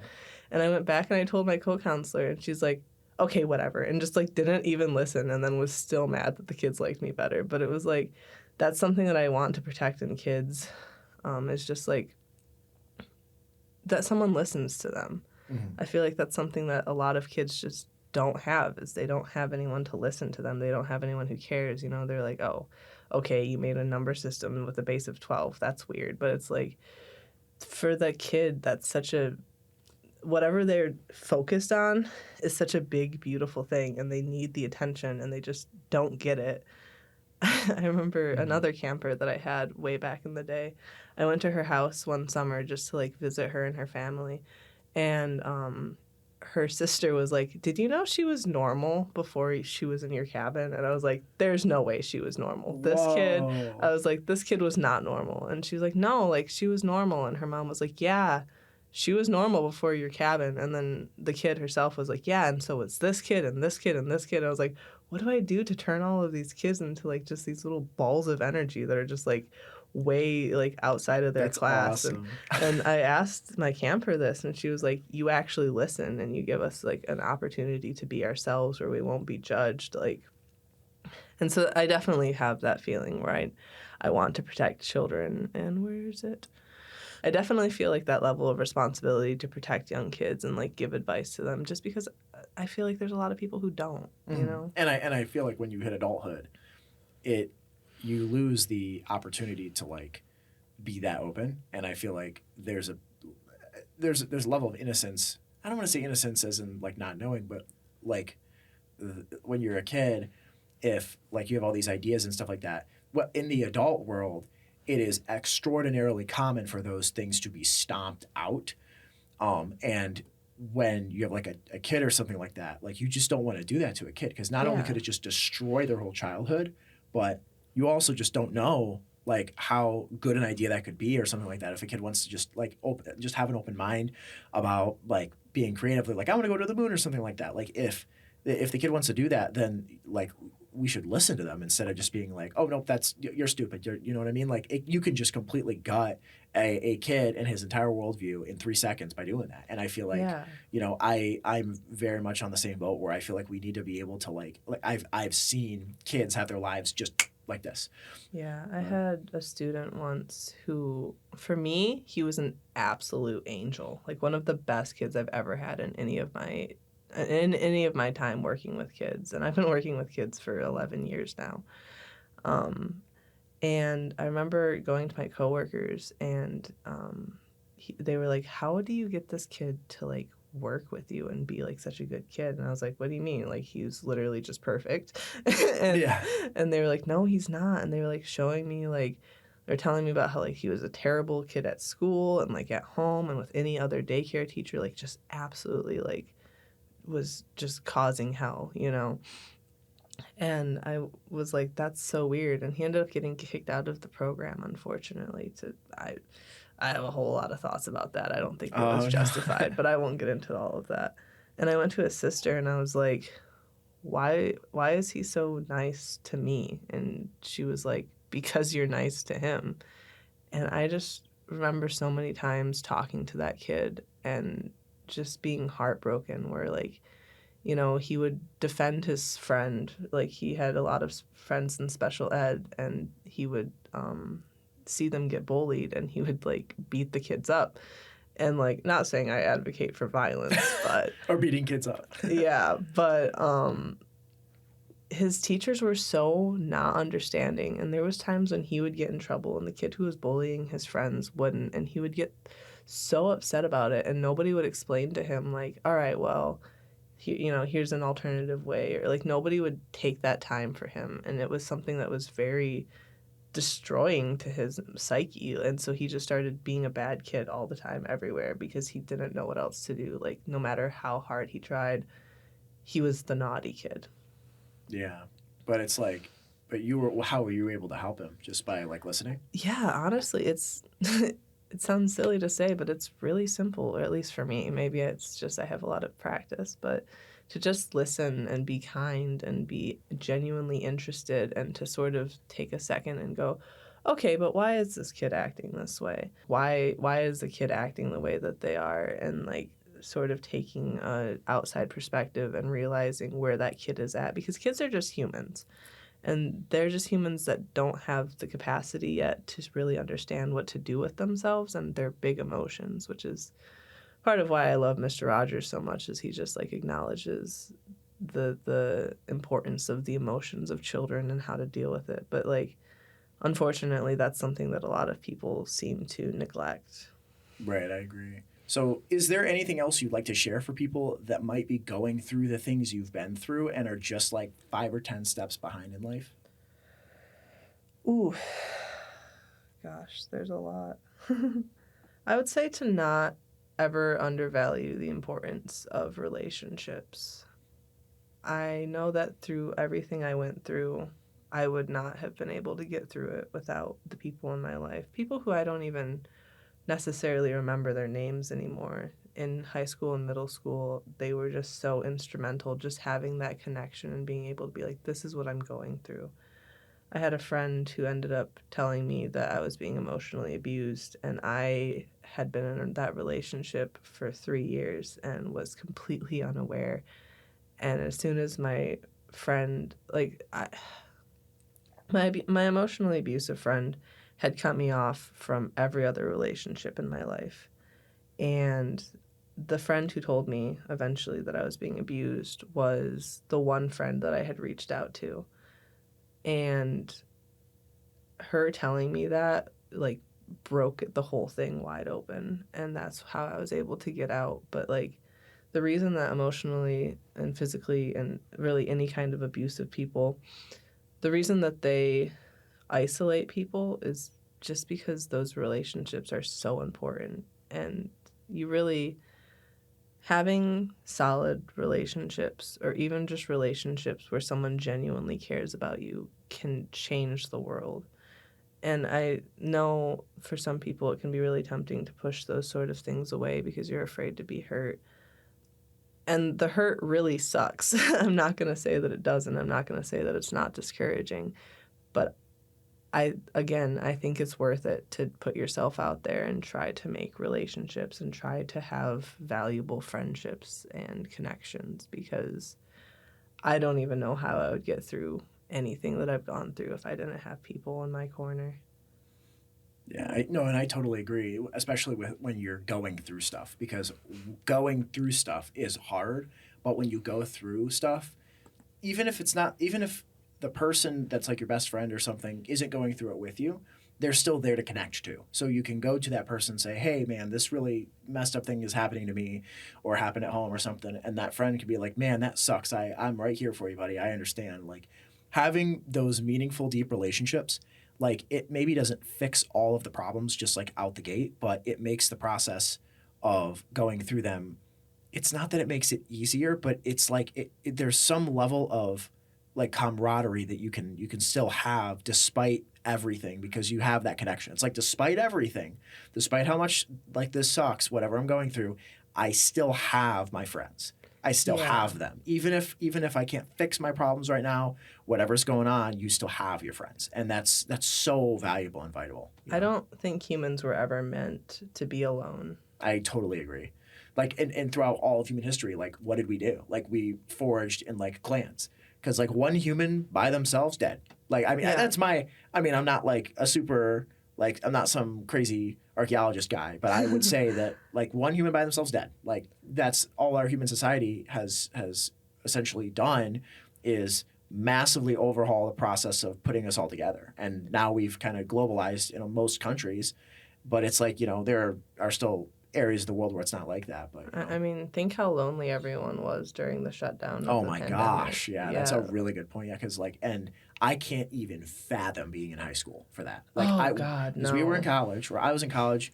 I think you were out by then, but I was in college and I was locked down. I cannot. I had to go into the world because I entered the work world like during that process of COVID like hitting, because it was in May of 2020.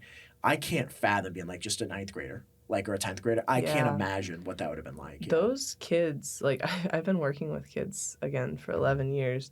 The kids who have gone through COVID are like a whole different breed. Yeah. Like they are a resilient breed, and they've socialized so completely differently. It's really wild to see the difference. Like even in like high school, middle school, honestly through all age groups. I'm really curious to see how that isolation is going to affect our society over time. yeah. I don't think that the whole world can be isolated for a year and not have any profound effects over the course of human history.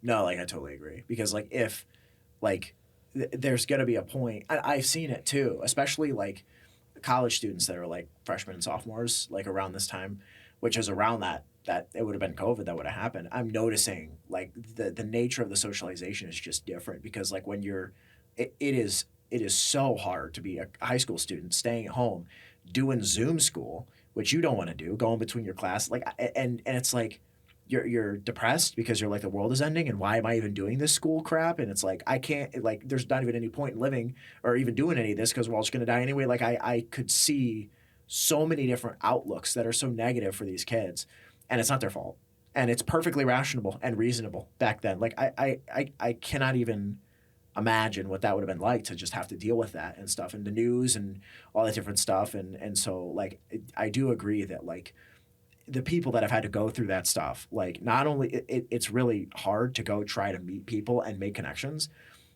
especially if you feel like you're behind in that skill set. But it's so important to have friends and have people that when things get hard, because you can always say, at least I have a friend.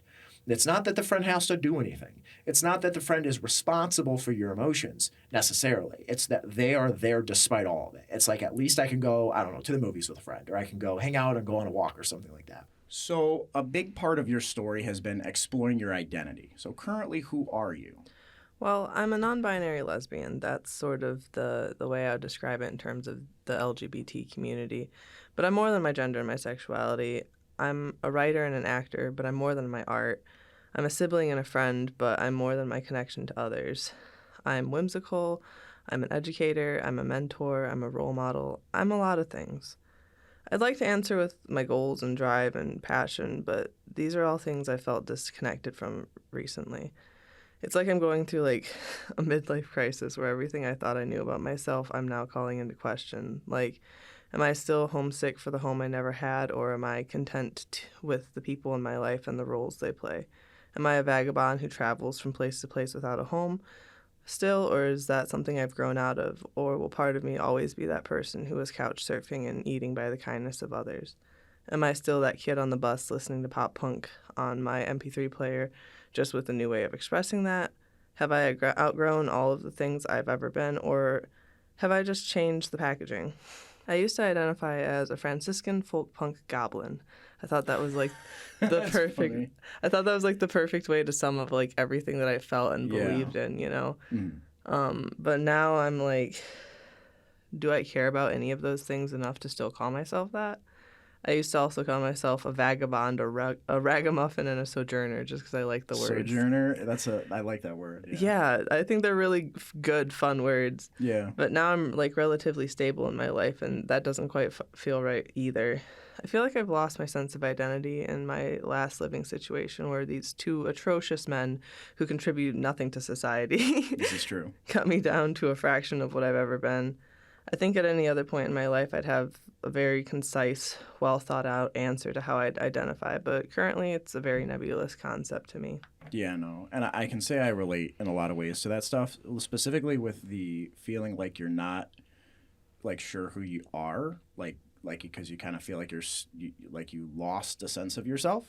I kind of feel like I connect with that a lot because I've had similar experiences that sort of rock and like destroy my framework.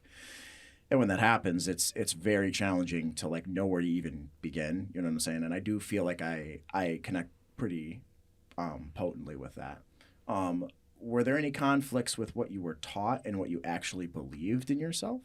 Yeah, I'd say so. I was very confused as a kid because from as young as I can remember, I knew I was not a girl. And I did not have the vocabulary to express that. I didn't have the concepts to understand. I just kind of thought that I was just like messed up, you know.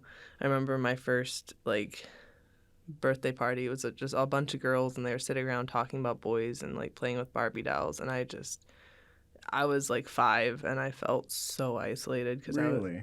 because I was like I don't feel like a girl. I'm not attracted to boys. Like people say I'm attracted to boys, but like at that point I still kind of knew like, and I mean I was 5, so obviously I wasn't like Oh yeah, yeah. I wasn't like out there like, ooh, look at that, that's so fine. Like I was like, I like to play Barbies and action figures, but I still knew that I was different.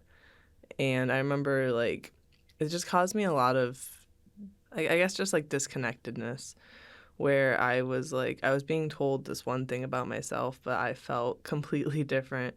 I remember being like probably 8 and going up to my aunt and being like, or not even my aunt, it was my whole family, and I was like, I'm not a girl, I'm a tomboy. And my aunt was like, Ladybug, that's still a girl. And I was just like, That's funny. yeah, I was absolutely crushed. I was like, well, then what am I if that's still a girl? Because I was like, I had heard the word tomboy thrown around, and I was like, yeah, like that sounds accurate to what I am. But then when she said that wasn't a thing, I was like, oh God, like I gotta go back to the drawing board, and I'm way too young to understand any of these things. And you know, watching like the Wolverine on TV and being like, oh my God, he's so cool, and I want to be everything. I want to be Hugh Jackman, and everyone's like, ooh, you got a crush, and I'm like, That's awesome.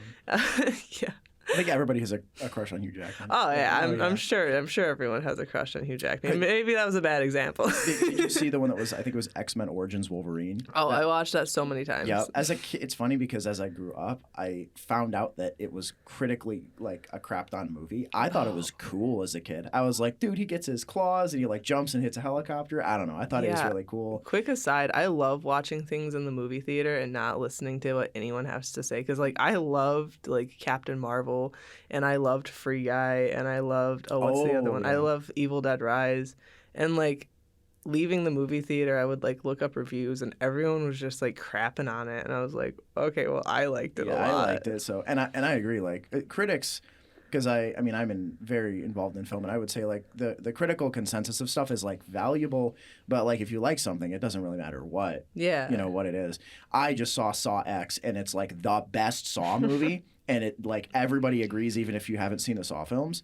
which was very shocking, by the way. But regarding like critique and stuff like that, whether it's with art or something like that, like you don't have to. You can like something even if it has nothing to do like with what other people. If other people don't like it, but you like it, who cares? You know? Yeah. But yeah, like I would look at like Raphael or like Duncan from Total Drama Island, like these dudes, and just be like, oh, like I want everything to do with them. Like I want to be them. And I was so confused when people would be like, oh, well, then you have a crush on them. That's what that's called. And it ended up like really impacting me as I grew up, because then I would have like these guy friends and I would be like, oh, this is a really close friend. And people would be like, oh, you have a crush on them. And I'm like, do I? Like, is that what's happening right now? And then I was like confused all the time. I didn't know what a crush was. I didn't know what a friendship was. I still, to this day, like your wife has heard me go on and on about this as of this week, but I to this day have trouble identifying the difference between a friend feelings and romance feelings. So I would definitely say that there was conflicts with what I was taught and what I was feeling inside, and that conflict still comes with me today. Right. Yeah. So, would you say that an identity was forced upon you? And if so, what methods were used to reinforce that identity? And do you agree with them or not? Yeah, I think that just societally, I was forced into a lot of boxes where, if I didn't wear skirts, certain family members would say that I was not really adhering to what I was supposed to adhere to, or if I wanted to play in the dirt, like boys would be like, "What's wrong with you?" Or if I remember I had one friend who I thought it was so funny to challenge his masculinity every chance I got. That's funny. I was like 7 years old and he was like the football guy and I was just this scrawny little kid, and I'd be like, I can beat you in a race, and he's like, no you can't, and I would be like, yes I can. Did you ever beat him? No. Oh no. But I thought it was funny to get them all riled up. But like I was just being forced into this tiny little box where it's like, no, you have to play with Barbies. Like I would ask for action figures and get Barbies, or I would ask for pants and get skirts, and it was just really upsetting because it's like, no, I'm telling you what I want, and it was just sort of like this constant reinforcement of who I wasn't instead of who I was. And it was like this dissonance. That's what I was looking for earlier. It was this cognitive dissonance where I'm just like, I know what I am, but everyone else is telling me something else. But I don't know what I am because I don't have the vocabulary to explain what I am. But I know that I'm not what everyone else is saying that I am. And every time I tried to question that, and whether it was society's fault or whatever, it was just every time I questioned that, it was pushed back down really deep. And it was something that I was never like allowed to explore.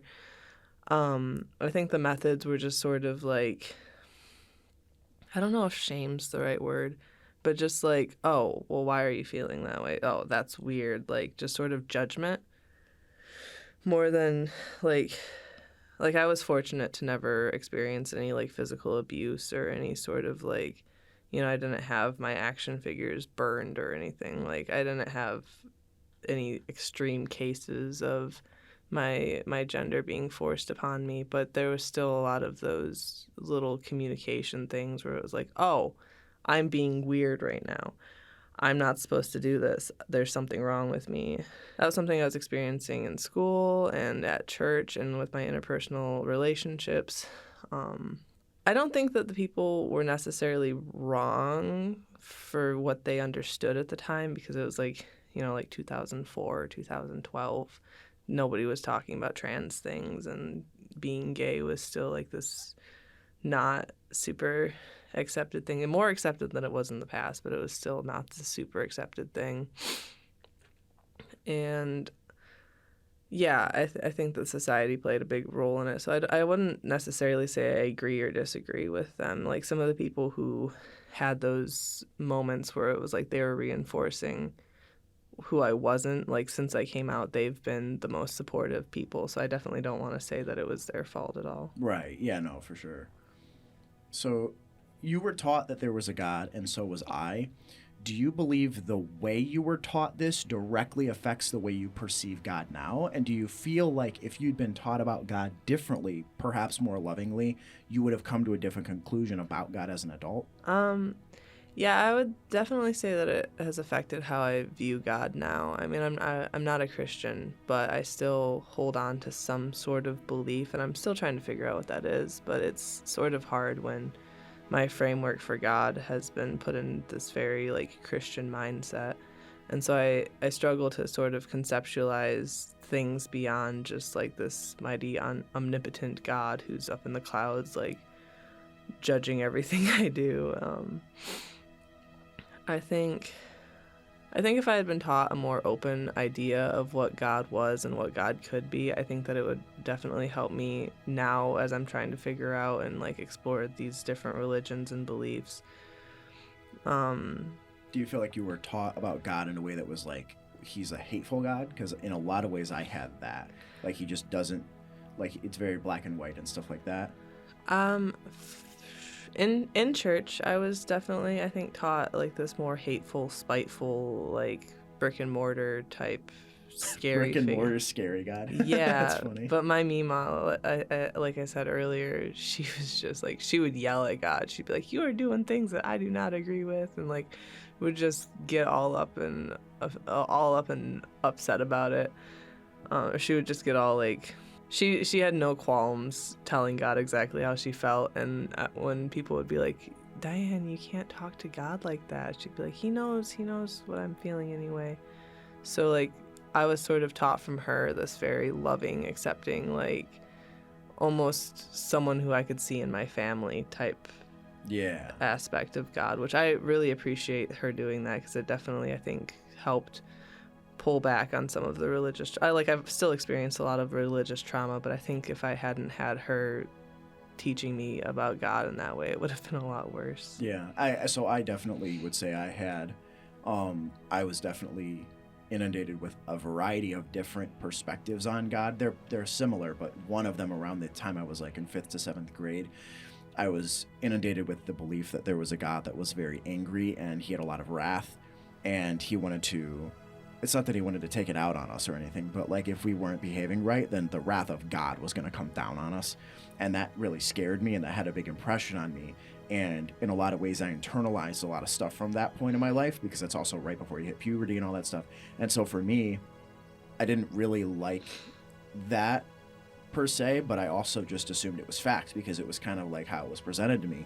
And I never really liked the fact that I felt like I was supposed to hate people, because that's what I felt like I was taught I was supposed to do, is I was supposed to hate people that were behaving in a way that was like this way or that way, because God hates them. And it's like I just don't know that I want to believe that, because the behavior I saw from, obviously you know that the difference between the Old and New Testament is very different. Oh yeah. And a lot of the stuff we see about God in the Old Testament is very different than the New Testament with Jesus. And all the stuff Jesus did and then all the stuff that Paul said was all love. We just wouldn't have a society if we just all crapped on each other and yelled at each other.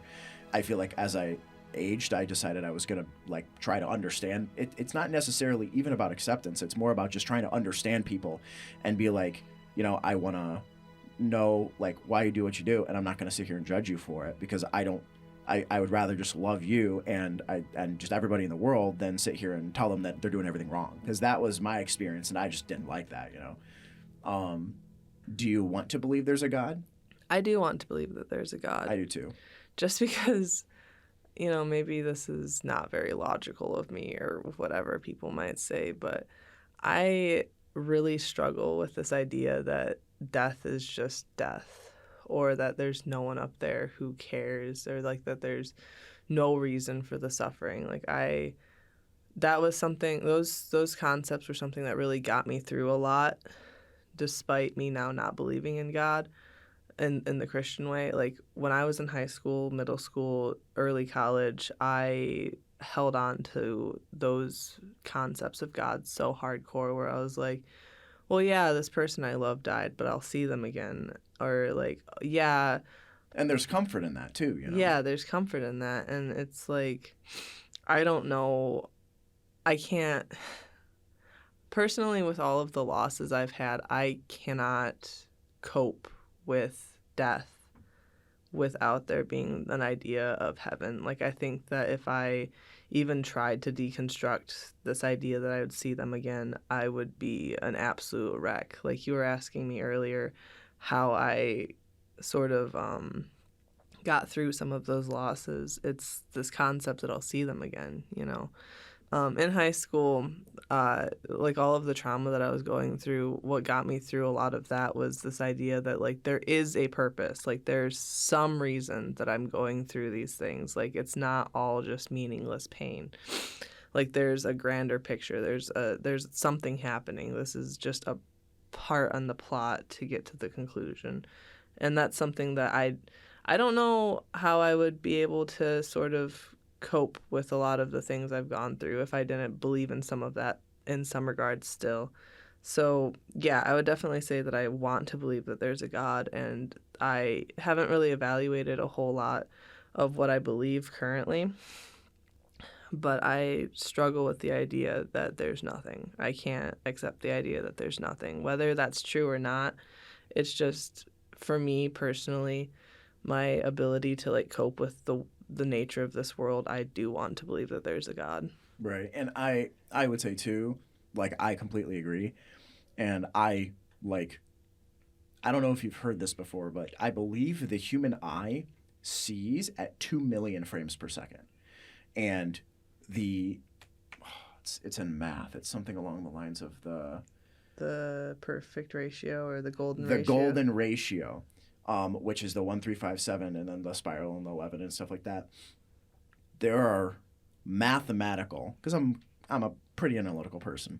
There's like a mathematical element to reality that not only is creepy, but we understand it. So it's like reality was created just beyond the limit of what we understand. So it's like we only understand up to a limit. You know what I'm saying?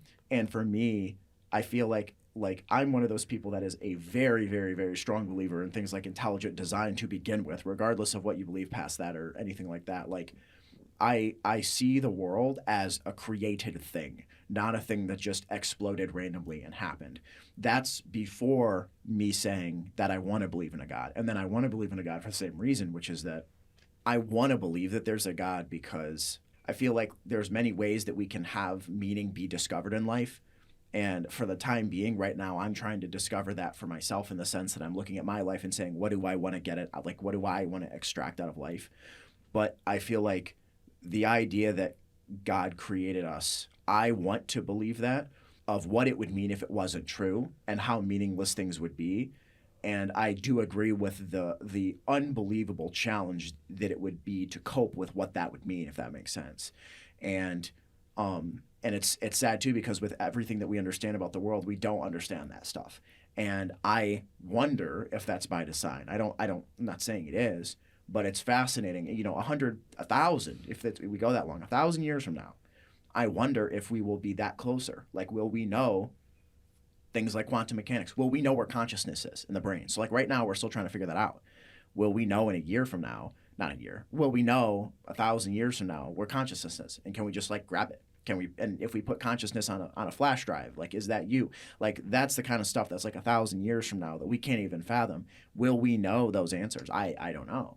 And it's while it's sort of terrifying on one hand, I do still genuinely believe that it's like, it's important to think about this stuff, only because I think people will go through life and they suffer and they don't try to, or at least for me, if people out there go and they suffer because their life feels meaningless, and it's like people try to do that in different ways. I met people in my life that found meaning through God and through that.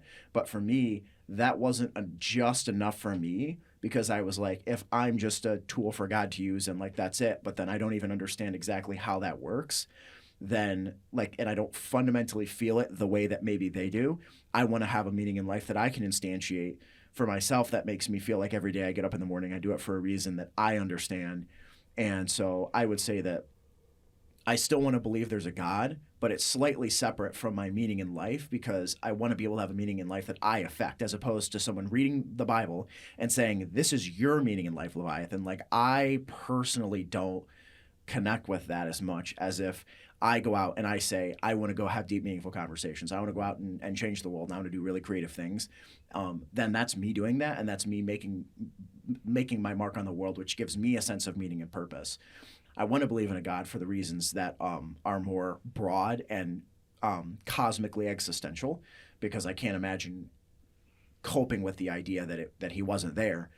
At the same time, I find meaning in life from different things than that, specifically because it just doesn't work for me to just put it there. You know what I'm saying? And to just limit it as you're a Christian, you're a child of God, and that's your identity. For me, it's just not as fulfilling. Yeah, So- no, I definitely feel that growing up in the church, being told that my identity is, that I am a child of God, I think that stunted me in a lot of ways because I was like, oh, okay, book closed. There's the answer. Yeah, bookend. And you're like, I don't understand fundamentally. Like, I know what the words that you're saying, but even if they were true, why don't I feel them? Like, why don't I connect with what you're saying when you tell me that that's who I am? You know what I'm saying? Yeah, or if for me, like I believed it so hardcore, like I was so deeply drenched in this idea, like, oh yeah, that's who I am, is I'm a child of God, that like, the question of how do you identify is really hard for me, and it has been throughout several periods of my life, because I'm just like, for a long time I was just told that like my value and my connection to the world was only God. Like the connections that I had with my friends and family didn't matter as much. My connections that I had to art didn't matter as much. Who I saw myself as a person didn't matter as much. What was Right. chiefly important was God. I remember even like in youth group, they had us put a tier list of our priorities, and if we didn't put God at number one, they would get mad at us. Yeah, I remember that. Yep. So, and I understand religiously in some sense, like, I do understand this idea of, I understand religiously the idea of having, like, the things that are beyond this world being the most important. I understand that. But then to sort of emotionally and logically and practically shutting down the thoughts and feelings that we have as people to do that, I don't agree with that. I think that at the minimum we should put them at like an even playing field, where it's like, if I want to go be like a filmmaker, let's say, and I'm a Christian, well, that doesn't necessarily mean that I have to make Christian movies. That was one of the big ones growing up, is I was taught that I needed to go make Christian movies, and if I wasn't, then I wasn't fulfilling God's purpose. And it's like, I've wrestled with that, and I'm like, I don't agree with that. I don't think that to be taught that God is a certain way, to then not understand that belief, but be just to have to roll with it anyway, and then to put that at the absolute highest priority, and then to stunt self-development in order to put God at that priority, I feel like that has been something that I have struggled with, and I'm now sort of breaking out of that, and choosing to build a meaningful life for myself in a way that I'm satisfied with, at the same time keeping all of the values that I had prior, but I'm just doing it in a way that's meaningful for me, that helps me feel like there's a reason for me to be here, as opposed to just like, God put me here. Like, yes, I would love to believe that, and I do, but at the end of the day, I can move my feet and I can create stuff, and so for me, that's kind of how I see that. So Yeah, I remember feeling a lot of guilt because this is such a specific example, but I had come to this like realization one day that I had led more people to the band My Chemical Romance than I had to God. That's actually really funny. You led me to My Chemical Romance. So, yeah, I felt funny. so much guilt about it, which is so like, That's funny. yeah, it's like, to me in hindsight now, I'm like, oh, you poor soul, like you can tell people about the band you like, but at the time I was like, I just felt so guilty about it. I was like, what kind of Christian am I if I'm like is Gerard Way even Christian? Am I believing people further from God? Like, it was like just this really hard topic for me. Or like in church, I remember someone pointed out that I knew more about Doctor Who than I knew about the Bible. Oh my goodness. And I was like, there funny. was just so much guilt about it, where I was like, oh my God, like I like Doctor Who and My Chemical Romance more than God. So then I would like fall further into like, okay, I need to be at church all the time and I need to like do all of the things. But it was like, again, back to the identity thing, like my identity, I wasn't allowed to like Doctor Who and My Chemical Romance. I had to be fully invested in God, or if I had a friend and I wasn't inviting them to church, even if they weren't comfortable with going to church, like if I wasn't inviting them to church, I was being told like all these terrible things, like that I was basically damning them to hell. And I was like, I love these people and I don't want to do that to them. But it was just so enforced that we're like, my identity was being forced to talk about God all the time, and I just wanted to talk about other things. Yeah. I will say this, and I will say this carefully. When in a situation where you experience guilt and shame and fear, depending on the situation, those things can be used to keep people in a box, if that makes sense. And I've certainly experienced that. I know that Frankie has. And it's challenging because those things can be very reasonable in certain situations, but sometimes they're not. And it's really hard to know where that line is if you're in, like, let's say, an abusive relationship, because we have both been in them before. Those people will use that. And you will experience guilt and shame and fear if their manipulative tactics work. But at the same time, there are people that we actually love, and family members and friends, and we will have things like guilt and shame and fear about developments in our own life. And it's really hard to be able to work through that, because it's not something you fix in a day where you're like, okay, I have guilt and shame about about who I am and what I want to be and what I believe about myself and what my friend or family or parents or something like that might think about me. And that, if anybody is going through that, not only are you not alone, but you're probably up there with millions and millions, hundreds of millions of people that are doing that and have been doing that for centuries. And as someone, at least I feel like that's a little bit, maybe 5-10 steps in that direction. It's something that you just have to take. It's something that takes a lot of time, but you have to, I think if you have a good foundation for who you want to be and what you believe about yourself, in addition to what you believe about the world, you can very, very slowly lean into those things and what you believe about the world. And over time, you'll hit a point where when you have those when those difficult conversations happen with people that you love, that you disagree with or something like that, and it's really hard and it hurts really bad, at least in my opinion, I feel like for someone like me, I would rather have those conversations and be authentic than have to lie and be fake my whole life with people, because especially like family members and stuff like that, because I would rather they know who I was than I have to lie and be fake and not be real with them, because I just feel like a liar, which doesn't make me feel any better about myself. And I would rather, as you sort of lean into this as well, over time you'll feel more confident in yourself regarding your beliefs that you have in the world and in yourself, to the point where if you did lose those people, you would be able to survive. It would be really hard and it would hurt a lot, but it would be better for, at least for me, I don't know about Frankie, but for me, it would be better for me to lose people that didn't want to listen or understand what I thought or believed about the world. It would be better for me to lose them than for me to not truly understand the world, or for me to not lean into or fall into a sense of identity with myself. If I believe certain things about the world, I would rather question those things and come to conclusions and then be confident about those conclusions than to just be living a life that's just everyone else's expectations of me. So where do you believe biology plays into gender identity? Where do you draw the line? Oh, that's a good question. I am at the point currently where I don't really see much difference between like the biological sexes, which, I know people are going to have their opinions on that.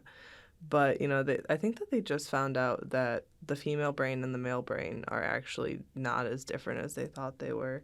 And like, obviously you can get pregnant or you can get other people's pregnant, or like neither, or maybe both.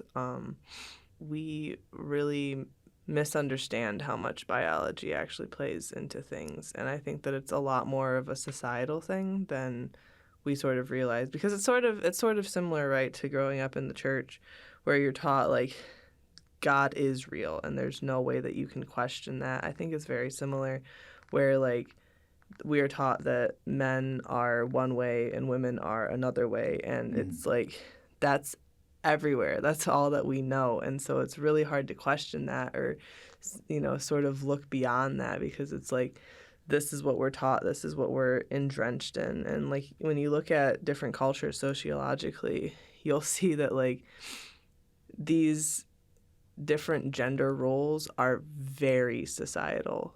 There, even having two genders, like two main genders that people accept and believe in, even that is very societal. There are societies out there with a lot more genders, a lot more ways to express gender, a lot more understanding of what it means to be a certain gender.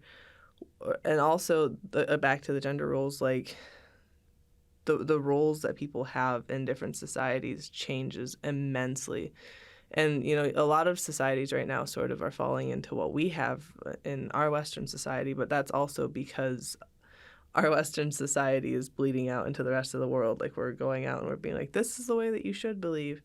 And, like, there's fewer and fewer matriarchies as time goes on because we have people going out and trying to, like, civilize or bring people into what we believe is right. And so we're losing a lot of those different perspectives on it, which I think is tragic. And I also think that it's very restrictive, and people are under the impression that it's very cut and dry, like, you know, men are masculine and they have to do all of the masculine things, and women are feminine and they have to do all the feminine things. Like, the things that, what that means to us is very societal. I think that biology probably plays some role. I just feel like it's probably way overstated how much of a role. Yeah, and in your experience, the way that you feel about yourself and certainly people that you know completely go against the biology in the sense that you don't you like biology doesn't really play a big role in your experience probably at all. Yeah, right? So, yeah, because me and me and a lot of my friends are trans, and you know, for me, like, I forget all the time that, like, my friends are even trans. Like, I'm like, oh, he uses he, him pronouns. He's a dude. Like, that's the end of that.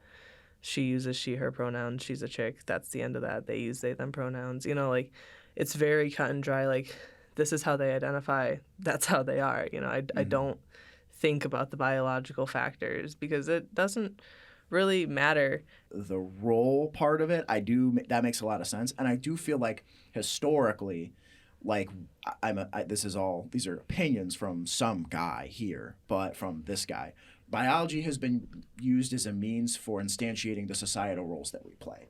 And we've hit a point now where we don't necessarily, we as a society, we have, I feel like there are more avenues, and fortunately, substantially better. We've come very far in terms of accepting people when it comes to hiring people. There are still cases of discrimination based on gender and stuff like that. Like, it happens, but it isn't like 1722, where it was like women aren't in parliament. Like that, we don't have that anymore. And I feel like we've come a long way from there, fortunately. We have a lot of work to do, but I feel like to discount how far we've come, where women can go to school and get a degree and then go to, become a lawyer, an attorney, or something like that. Like, this just was unheard of hundreds of years ago. And the same for people of just different racial minorities and stuff like that. Like, it still happens. Yes, it does. But the degree to which we've improved things has been substantially, like, I know that we like to talk about it in a way where it hasn't been done, but historically we've done I think we've done a lot better job with that stuff.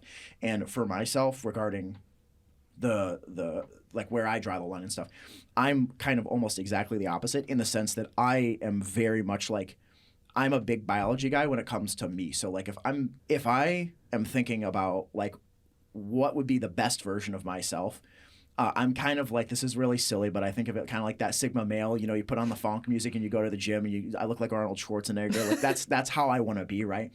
And I think back to, there's a lot of memes out there that are those 4chan memes about like return to monk. Like, that's kind of how I feel about myself when it comes to how I want to like grow and change and behave. Where I think like at the most basic level, like, what does like what do the hormones and the chemicals that are in my body, what do they want to do, and how can I bring them out, but also be able to continue to have openness with understanding other people in addition to that, because like I'm not gonna sit here like if I just started like shooting up Trent or something like that, just became super super buff, and one would maybe argue that that becomes super masculine or something like that. But that doesn't mean that I'm gonna sit here and just start crapping on people and just being really rude, if that makes sense. I don't feel like I want I want to internally I want to be able to bring out the best of the biology that I was given, and there's a lot of merit I feel like to that within me. But at the same time, that's just me, and I don't want to like sit there and impress that to other people. Like, and there's other people that have a totally different outlook, and they're like, they don't care about any of that stuff. They're just like, it's like I have a body, I don't care like about any of that stuff, and they don't relate to their body, or they don't have that sense of like connection with it in the same way. For me, I'm extremely connected. For me personally, I'm extremely connected to it, and I want to maximize it, and that gives me a sense of fulfillment, and that can be through hormones and stuff like that. And what are they called? Like endorphins and stuff. If you go to the gym and you feel good, and you go to the and you know you grow and stuff like that. I'm very much a believer in that stuff, but I totally understand people that don't have that, and they're like, I literally don't care about my body. It's just like it's like just kind of like a giant ship that I drive and I pilot. I'm way different than my body, and I'm a much different creature inside. Like I totally understand that. Do you feel like that's something that you would like? Just do you feel almost like you're just like a ghost in the machine kind of thing? If that makes sense. I love the term ghost in the machine. Okay, because that's kind of what I was trying to elaborate on. Yeah, I was actually just reading about dualism, the idea of the ghost in the machine. I think that stuff is so fascinating, and I feel like the brain and the body are, well, not even the brain, because I think the brain is part of the body, but the soul and the body are these two things that have to coexist, but they aren't in unison with each other. Like, you know, I don't know how to say it. Like, we can feel like we want to do something, but our bodies aren't capable of it. Like, maybe I want to do something like run a marathon, but I have fibromyalgia. It's like my brain and my body are at odds with each other, and it's like, I don't even know if I'm explaining this well. No, that actually makes a lot of sense. Because the ghost and machine stuff, I feel like they are. Like I don't know. I learned it in philosophy forever ago, but I believe it came from Aristotle. I forget which Greek philosopher initially came up with it, but I really like the idea of mind and body. Oh, we gotta pull that up. Yeah, go ahead and pull it up.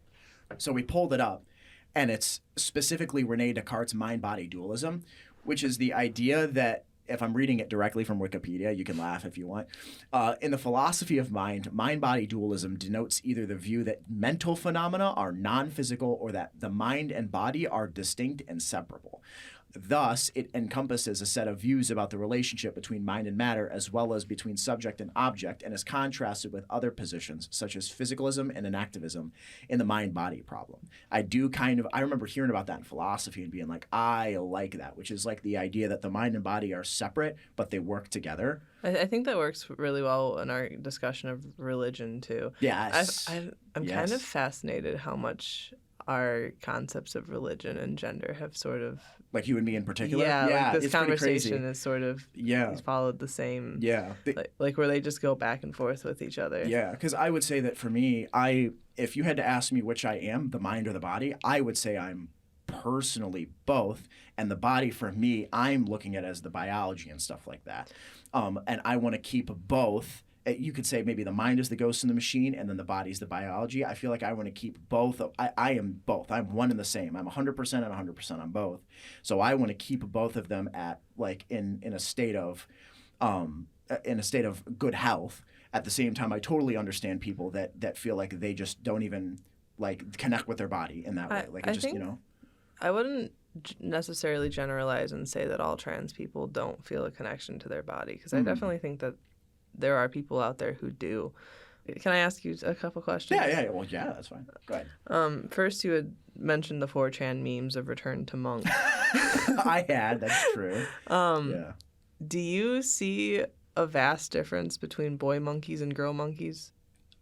If we're specifically talking about, that's a good question, because I would say yes, physically, and I would say yes physically. I would say that the way that that's going to manifest in terms of how there's like a monkey clan, how a monkey clan is actually going to like work through its like roles, if that makes sense. Because like I feel like all the males are going to go out and like, let's say you look at a monkey clan, all the males might go out and forage. The female monkeys would, like, I would say, stay back and protect the young. That's like historically how it's been. So I would say that there's that difference. The difference, though, is that I look at monkeys. Monkeys don't, as far as we know, have the ability to look at consciousness and look at reality in a like way where they can understand it. And so I don't know that there is the ghost in the machine part of that, if that makes sense. So that where they understand the world at that higher level. Kind of derailing us, sorry. Yeah. But do you think that that's the true with all animals? Because there's like, they found bears meditating, and like I think that if you look at some, you're like, No way, really? yeah, just like Wow. sitting at a beach, like staring off, just like meditating, you know, like just Mhm. really taking in the sunset. And I don't know if you've ever seen like where a cat is clearly like enjoying just existing, but like I feel like animals definitely have the mind in the machine. Like they don't have it to the same degree as us, but I definitely don't think animals are just their body. I feel like they have a spirit in them. That's what separates them from being alive and dead, you know? Yeah, no, it's super possible. I wouldn't like, and like I'm not like, it's not something that I would focus on, but I do believe that that's possible. And yeah, like you look at a cat, and like a cat like closes his eyes and smiles, and it's like, oh yeah, there's potentially. And I had dogs growing up. Yeah. I don't know if did you have dogs growing up? Yeah, I had yeah, dogs. you had a lot of animals, and it's like I had dogs growing up. I had one dog. Oh, like if that dog didn't have a soul in it, I don't know what to say, because it had such a personality, and it's Yeah. like, because she was so sweet. But I would say, with regard to what part of the human condition, or at least humans, what part of us is us and which part of us isn't, and like what do we feel connected to and what don't we feel connected to? I feel like it does vary from person to person. And I'm not the person to sit here and say what's right or wrong about that, because everybody has their own challenges and childhoods and experiences and frustrations and tragedies and incredible experiences too. And so for me, while I would say I sort of like look at my ghost in the machine and my biology and look at them as like one, I do see if somebody would be like, I totally understand if somebody was like, no, I'm just a ghost in the machine. There's just nothing. The biology means nothing. You know what I'm saying? Yeah. So. And then my other question, this might be kind of hard to conceptualize, so like bear with me here. Let's say you were assigned female at birth, but you're still Leviathan. You're still you at your core, like everything that you're feeling right now in your body, but you were born different. How do you think you would reconcile with that? Like if you still had a desire to be a loving husband that provides for your wife, and you still had a desire to go to the gym and like really work out, but you just didn't have the biological parts that matched with Right. those feelings. And that's the experience, as I understand it, that a lot of people are struggling with. And I would say, when you think about that's a really good question. If I had a lot of those desires that would go against the societal expectation for my assigned biology, I don't want to say I would just do it, if like as in I would go do those things. I'm not saying that I would change my biology or anything like that, but I would behave in the way that would probably. It's so hard because I don't feel like I've gone through the pain of that.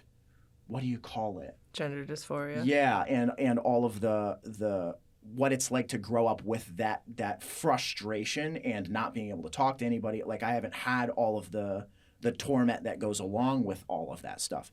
So having not had that, it's really hard for me to be just like, oh, I would just, like this is just what I would do. At the same time, I can definitely see exactly how ungodly painful that would be, if that makes sense. Yeah. What would I do? It would depend on how I was raised and how that affected me and how my parents would react to what I was going through. But at the same time, like, so I don't really feel like I have a good answer for like what I would do, because I just couldn't possibly nail down enough facts to answer it. But I do think I completely understand why people are doing it. I understand the level of discomfort and that comes with the desire to do something that goes against either my biology, if that's like what you mean, or something like that. Like the desire to do something and behave in a way that you believe is genuinely good for yourself and the world, and it goes against society's expectations and your biological expectations, and like what your body would normally want to do or vice versa. Like I feel like I understand why people would want to do something like that. Does that kind of answer the question, I guess? I think so. I was just sort of trying to get you to question like how your understanding of it. I think mainly. Yeah, and I would say, because I feel like I would say I'm fortunate in the sense that I have not gone through that torment and that frustration of not being able to feel like that sort of crisis. I feel like I'm fortunate to not have had it in that way. But that's my thing. That's my big point is I personally don't want to go to other people who have had that and tell them they're wrong. Yeah. If that makes sense. That is my biggest number one thing that I want to hammer down, because I couldn't possibly begin to go to somebody that has suffered through that and go, yeah, you're wrong about how you want to do your life. Like, who the hell am I to do that to somebody, right? So, yeah. and I also understand what they're going through in the sense that I can completely see how all of those factors go together in a way that causes immense suffering and torment and pain for somebody going through those situations, in that community, right? And so, I don't know. I want people to understand, and so I'm trying to find the right question. Right questions to ask. Yeah, to like put you in your shoes. Where like, literally, like if you were still exactly as you are, but you had a female body, like how. Like, would you just, put on dresses and marry a man? And, like, could you see yourself, I guess, like, see yourself now, could you see yourself living as a woman? Like, if you're still you're still Leviathan, but the societal expectation is everyone wants you to act like a woman. If it was me, with it in a very poorly formulated opinion, with not enough evidence or not enough facts or not enough background, I would ride the line and I would surf it. So I would do things like, I don't know, I feel like I would try to fit into society, but I would also do the things that I feel are indicative of who I am, if that makes sense.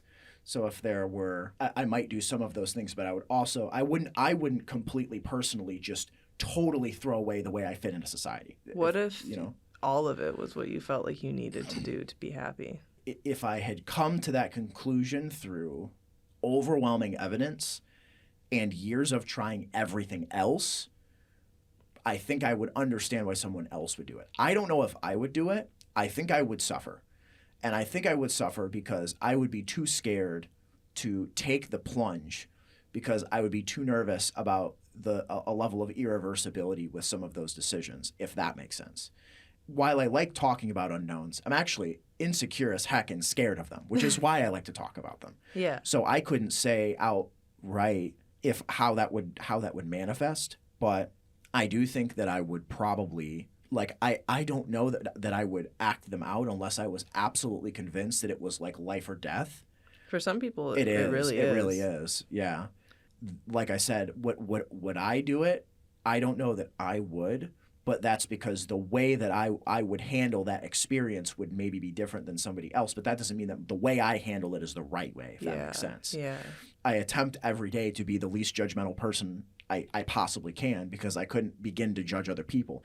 But how would I behave in that situation? Well, I personally would behave in a different way than other people, because it's based on my presuppositions about the world and what would benefit me and stuff like that, because the things that benefit me wouldn't maybe benefit somebody else.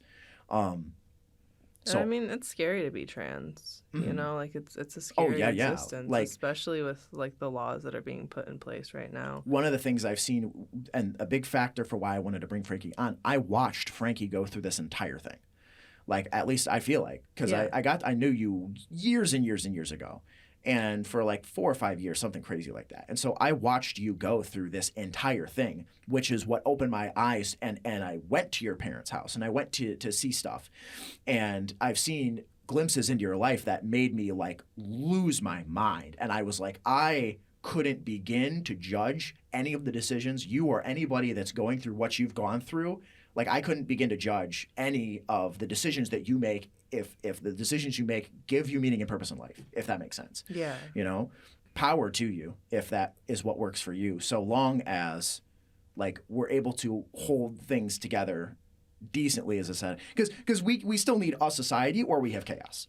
But at the same time, like we don't have society. This is how sociology works. It's like we're all individuals that make up like medium-sized systems that fit into a humongous system. Yeah. That's the whole planet. But if all the individuals inside of the system are broken and damaged and beat down and worn down and pissed off with life and frustrated and angry, then it won't take long before we all cave and despair and chaos reigns. So on one hand, society has to be able to be flexible enough to understand people that want to behave in a particular way or want to express themselves in a particular way, right?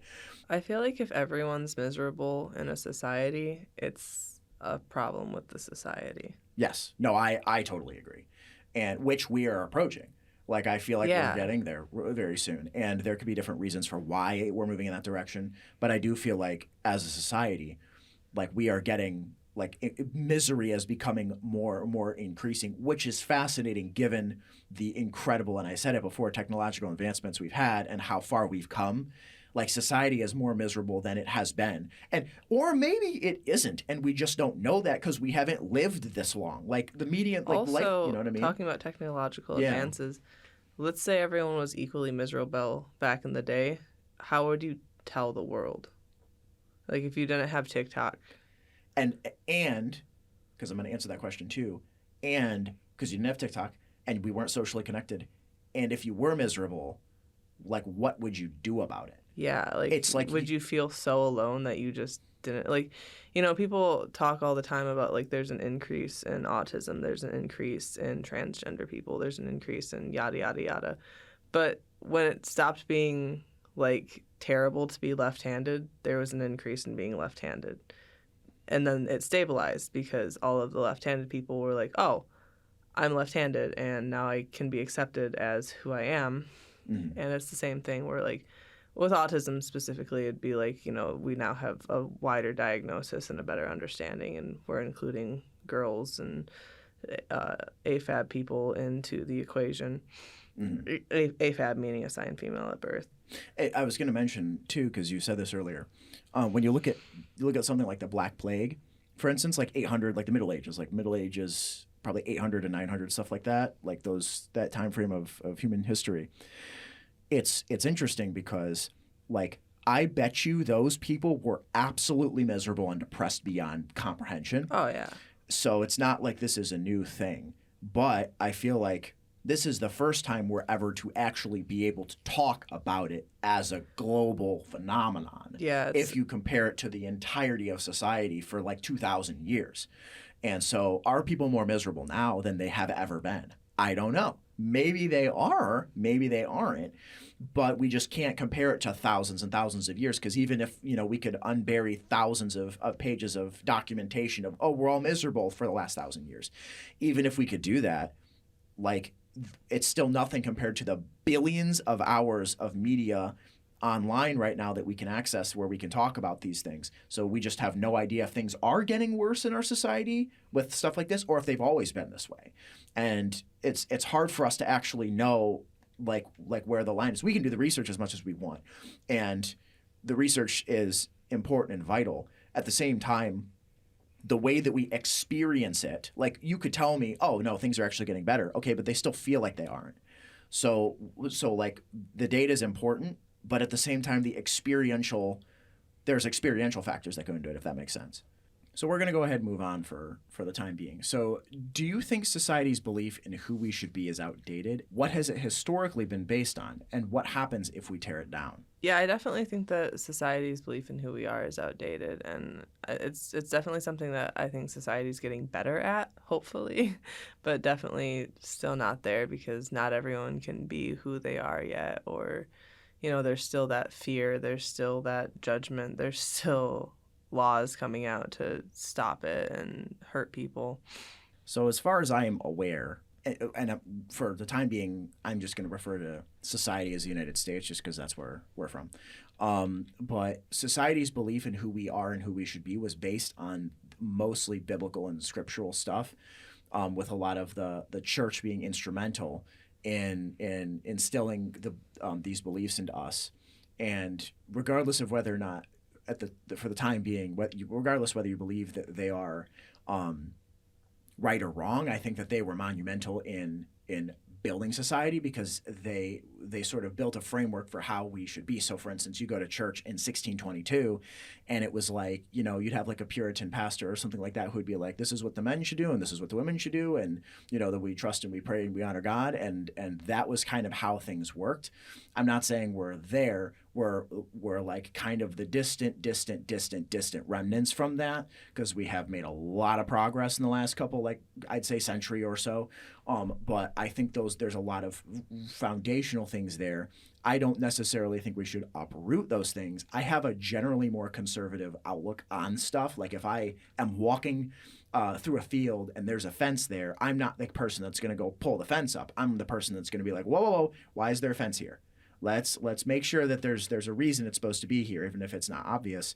And I would say regarding stuff like where society's belief in who we should be comes from, I think it comes from a number of factors, one of them being the biblical presuppositions.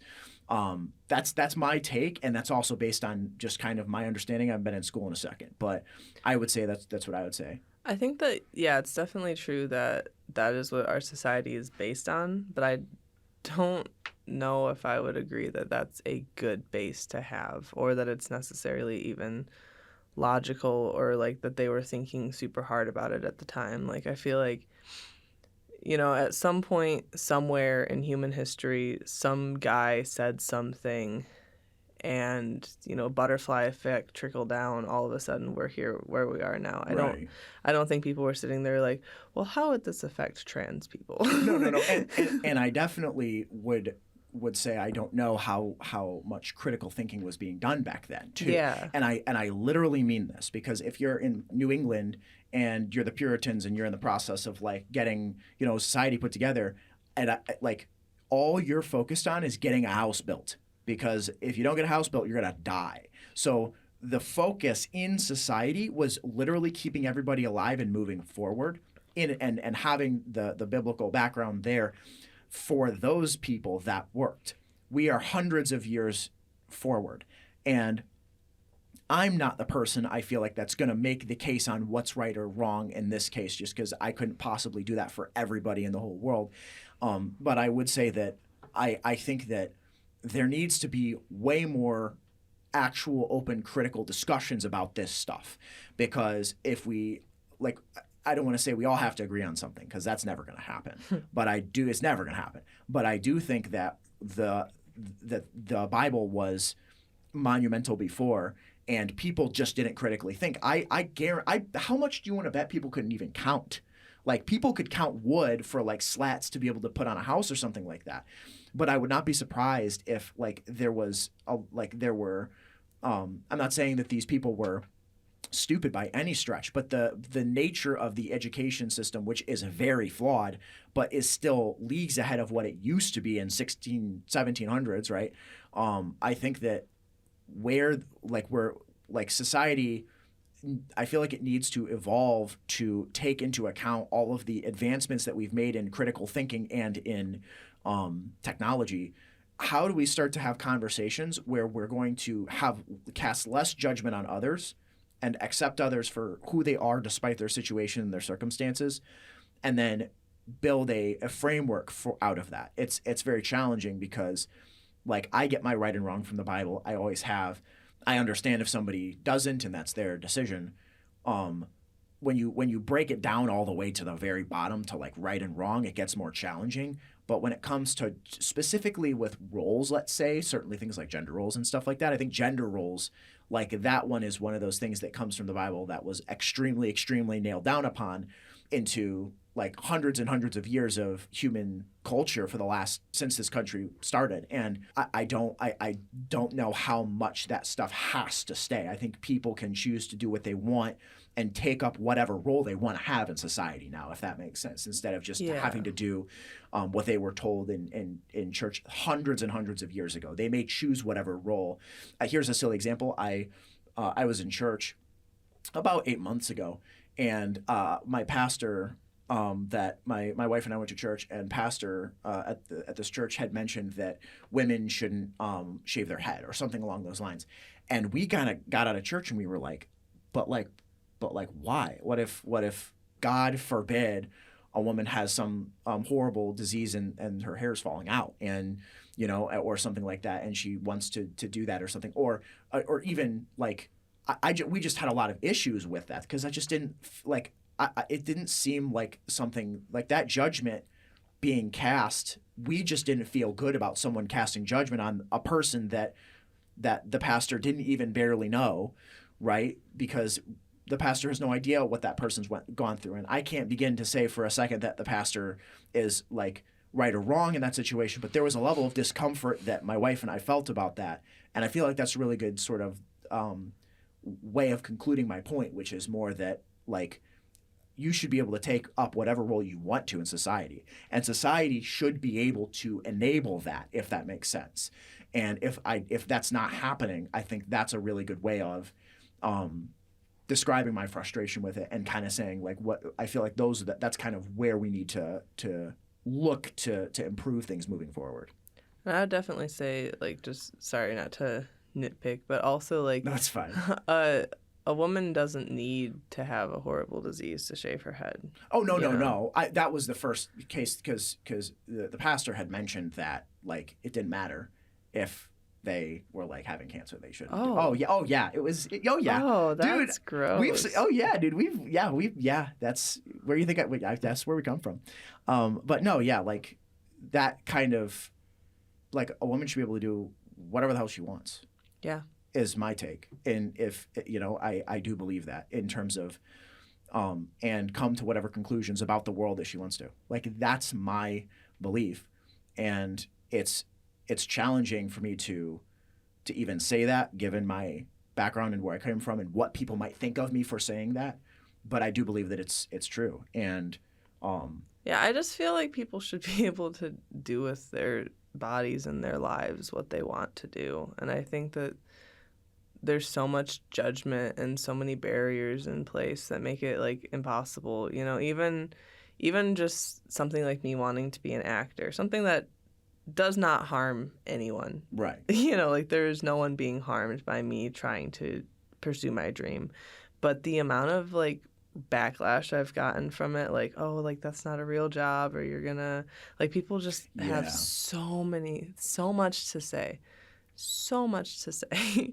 And like that's not the only barrier. Obviously it's hard to become an actor. Like that's part of why people are telling me not to, is just because it's such a big goal to have and there's so much in the way. And I feel like that's sort of just how our society is built, where it's hard to do the things you want to do. Even if the thing you want to do is like be a stay-at-home mom, like it's hard to be a stay-at-home mom because like everyone has like these judgments, and it's like no matter what you do, someone's judging you. Yes. And someone else is putting their perception of who you should be onto you and like casting, you know what I'm saying? And it kind of like what we were talking about before, where like if you're like a kid and your parents tell you this is who you are, well, society eventually does the same thing in kind of a weird way. Now, here's the kicker. I still think that a lot of our society is founded around the idea of problem solving in business. Because I worked in a field that was extraordinarily business focused. And I still think that the problem with being able to do whatever you want to do, if there isn't a monetary value to it, it's challenging to monetize it. So like every single person in the entire United States couldn't drop what they were doing and become an artist, because then there's no food, there's no one building houses, all that different stuff. There's no one mopping the floors. Everything just kind of grinds to a halt, right? So on one hand, we can't just do that. On the other hand, though, I feel like there needs to be like we can sit here and say the world isn't fair as much as we want, but I do feel like there needs to be some way that society is able to like shift to where people can do what they want to do without not so much without the struggle, but without the sense of chastisement, if that makes sense. Because it's not a real job. I totally understand that. Yeah. And, you know, especially with what I want to do as a creative person, I'm going to get that all the time. I already have. I've tried business ideas back when I was working in real estate. I had business ideas. I had people say that's a stupid idea. I had people tell me I was useless and terrible and I was never going to amount to anything and all this different stuff. So I had my fair share of frustrating experiences. And I can't begin as a creative person, like someone that was in a creative field. I wasn't in at the time per se. But if you were like, I want to be an actor or I want to be an artist, everybody's like, your art is stupid. Like, I feel like that part of society, we got to fix that. Yeah. That part we got to fix. And that we can fix. Also, quick note is also gender roles and judgment for career choices is so big. How Like, so? Because I believe that, but I'm curious specifically what experiences you've had that have made that indicative. The crazy thing for me to think about is I was not always driven to be a child care educator. What had happened was I was in school and I was sitting there telling the adults in my life, I'm like, man, I really like geometry. I really like chemistry, which, you know, knowing me, this might be kind of a shock. Like, I'm like, I really love these like mathematical and science bits. Like, I was very interested in like theoretical physics and like genetics. I wanted to study genetics and like learn. Dang, Yeah. wow. I had like these very like scientific and mathematical dreams and everyone just like cut me down for them. Or like I wanted to be a carpenter. Seriously? Yeah. I was not aware of that. You never told me this. Yeah. Wow. I know. It's something that like Lame. it affected me so much. I don't even cognitively think about it most days. I also wanted to be a carpenter and it was the same thing where it was like I was just being cut down and then I was like, I want to be a teacher, and people were like, yeah, that sounds great, like go be a teacher. Like, you know, it was like I wanted to do a quote unquote like feminine job and people were like, yeah, that's fine, but you know, if I was assigned male at birth, I imagine that if I was like, I really like geometry, people would be like, yeah, that's really cool, instead of like, that's really weird. Like, Wow. what's, you know, that's, and I don't know for sure because I don't have that experience. But from what I've seen other people go through, like other people who like these science and math things, like I've just noticed a trend where masculine jobs are encouraged for assigned male at birth people, and then feminine jobs are more like encouraged for assigned female at birth people. Yeah, I do think that the choosing whatever you want to do despite your gender role or gender roles essentially being, you know, you should be able to do whatever you'd like to do. I do think that that's, I think that that's something we should consider as a society. I do have a question, which is a curious one. Now that I think about it, because it kind of goes into this, the birth rates have been declining massively across the world, and I am only bringing this up now specifically because it's relevant. There is this theory that because birth rates declining could be for many different reasons, particularly because people just don't want to have kids. Yeah. And there's way easier access than ever in human history for birth control. That was not a thing until only the last 100 years, if that, right? And which is fortunate. But I'm curious if we were to assume that people, if we were to say that the declining birth rates never stopped and we were at the end of the Mouse Utopia experiments and this was the end, in which case it would be, do you think it would be more ideal to live out the life that we would like to live, given that it would be the end of the world at that point? Yeah, I feel like that's a big question. Like it's sort of, you know, because for me, in some sense, I feel like a lot of the reason that we should live the way that we should live is because we need to make sure that we keep society going for the future. But if we know that the entire world is going to end, I know that's extreme, but if we know that 40, 60 years from now, it's the end, there's a finish line and everybody dies, it's like, I think all of society is just going to do whatever they want. You know what I'm saying? Because there's consequences in the future if you need to stay alive and behave in a certain way to keep the world going. But if there's none of that it's not so much if there's none of that drive, but if it's like we are the end of the world right now, like everyone alive is like that's it, as in there's not going to be thousands and thousands of years of humans. Like the last human dies like the year 2100 or something. Like I feel like everyone would like fully embrace. If it was me, like the outlook I have, if I knew that that was the case and someone revealed some secret to me that was the end of the world, I would look at all of society as we should do whatever we enjoy and love and hold this thing together until the very bitter end, and then that's it. If that makes sense. I've been reading the book Tuesdays with Maury. Do you know about that I one? know the book. I haven't read it, but I know about it, yeah. Yeah, and he talks a lot, Maury talks a lot about like this concept of he's dying and now he's realizing just how much time and relationships matter. So sort of going back to what you were saying earlier about like sitting at a job and doing nothing. That's and like me. yeah, your life is just like you're like, oh well, I'm just watching you whittle away. And I am experiencing that same thing as a substitute teacher where, you know, I'm sitting here and I'm like, all right, kids, this is a quiet assignment. This is a quiet assignment. And it's like, okay, well, I can do more than just sit at a desk and tell children to be quiet. Like, if I mean, we've already covered, like, if I could do anything, I would be an actor. But I would also be a farmer. And I think that the question of, like, what would we do if we could do anything is a very interesting question. Yes, because I feel like it would, I think the entirety of society would just change if we knew on a dime that was how it was going to be, you know? But I do, like, what could we do if we could do anything? We have to, every human being, like I said, we still have to have people that, it's kind of what you were saying before forever ago, which is that there needs to be somebody that digs the ditches. You know what I'm saying? So somebody has to do that. And nobody wants to do that. And it's frustrating because then, we have ways of solving that problem with things like money. And, people get paid very well to do the worst jobs, some of them, not all of them, but some of them, right? And so I would say that, like, there are ways that the world can evolve to do this, but at the same time, like, it's challenging because it's going to take a lot of time to integrate that. I feel like for people that are alive right now, certainly at our age, we are starting to figure out just do whatever the hell you want to do. Yeah. Like people that are anywhere from, let's say, 28 to younger, like 13 years old to 28, we're all just like, we're just going to do whatever we want to do. A lot of people want to be content creators. They want to speak their voice.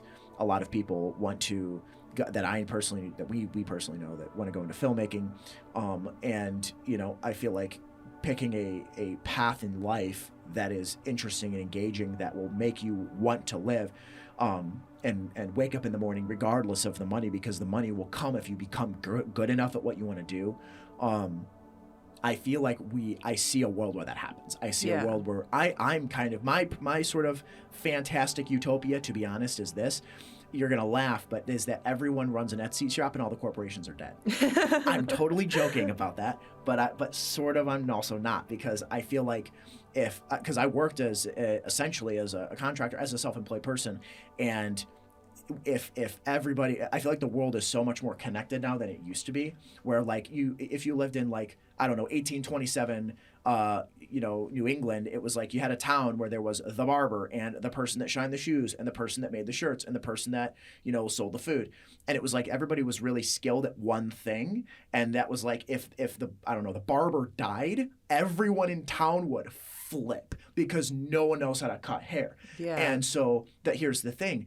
The world is exactly the same as that, but it's just enormous. It's the whole planet. And so and having had worked in this kind of environment before, you don't need a lot of clients to make enough money to sustain yourself. You really don't. Let's say, if you just look at the United States, what is it? Let's say there's 330 million people, of which, let's say, you can only have, I don't know, maybe 200 million can be clients, because we have a lot of kids and elderly. So let's say 200 million people in the United States that are of working age and can work together. You only need maybe 50 to 100 clients to sustain yourself if you're in a creative field. You really don't need that many. If you look at the world from the perspective of like a small town, one person is really skilled at something. If you learn a skill, in the current world we have with the internet, the way that it is, if you learn a skill, you can network with anyone in the country, and then you can solve problems for them anywhere.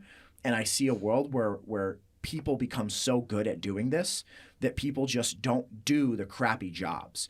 And it's a super fantastical utopian approach. And I'm sure it's not going to happen, but I would be overwhelmingly overjoyed if it did happen.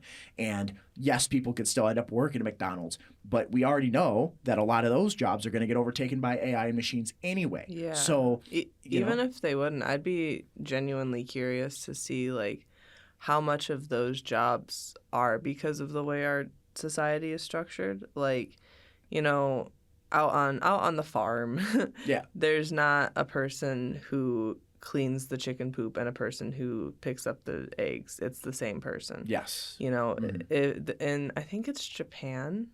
The school children wash their own dishes. So they're really, yeah. So there's not a Wow. dishwasher. It's just that's how you do it. And you know they take their shoes off before they walk in. So now you know you don't have dirt being tracked in. And like Aldi, you have the little quarter thing where you have to get your quarter back. You I gotta haven't been to Aldi in a minute. You have to put the quarter in. Yeah, that's true. So then they don't have a cart pusher, and then their prices can be lower because they have that one less job. And it's like the way society is structured, I feel like we have a lot of jobs for convenience, and I would be genuinely curious to see like how many of those jobs that nobody wants could be eliminated by all of us just picking up a little bit of slack. I agree. Yeah. And or these are the reasons I would be hopeful. I'm not an AI smart person. I'm not. I've used ChatGPT 7 times. I would say, like, that's the kind of stuff I hope would happen with that. And like I said, I'm extremely open minded.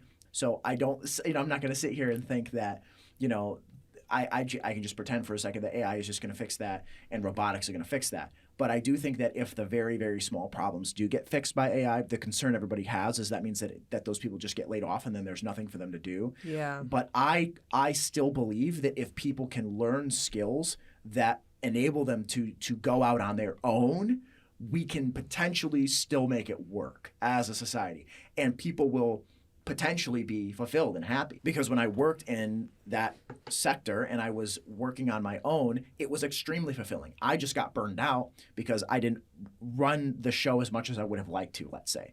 And I was under a lot of contractual agreements that I didn't want to be under, and so I left. But having had been in that environment, I can say that I would go back in a heartbeat if I knew I had the clients. And I wish the fulfillment I got out of it, I wish everybody could have if they wanted to have it. And if, let's say, you got fired from McDonald's because a robot took over, like if you had which is, it's kind of funny to imagine that for a second, but let's say you got fired at McDonald's because a robot took over and you went on Etsy and Shopify and you started a business and you were making $110,000 a year in 3 years. Like that is because you're solving problems for people and you're competing with a lot of other people, but you still have just enough clients to make it work.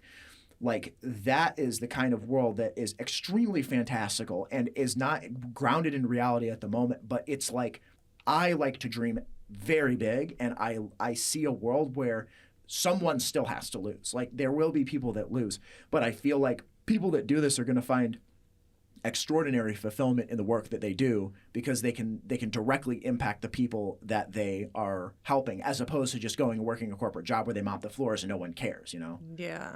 The anti-capitalist in me, you and I have very different opinions. But that's totally fine. The anti-capitalist in me also definitely believes that like you shouldn't have to, like, let's say you get laid off from McDonald's because a robot took your job, you should still have food. You should like the rest of society should be able to pick up where that left off. Like at least until you get back on your feet. Like there should be safety nets where you don't have to work those menial jobs. And like I think there's a lot of people who they would want to have a little garden and work at a farmer's market, but when rent prices are so high and you have to live in an apartment and now you don't have space for a garden, like yes, I think that again, just the way society is set up has really trapped a lot of people.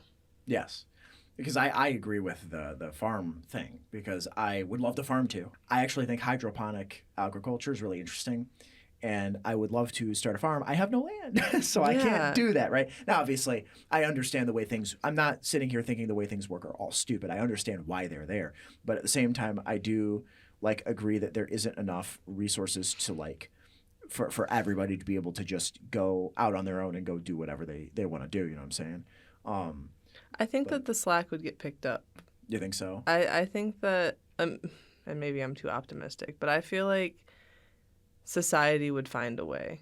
I don't think that we Right. would absolutely collapse. I think that if, somebody noticed, like in this utopian future that we're imagining, we've completely derailed from gender.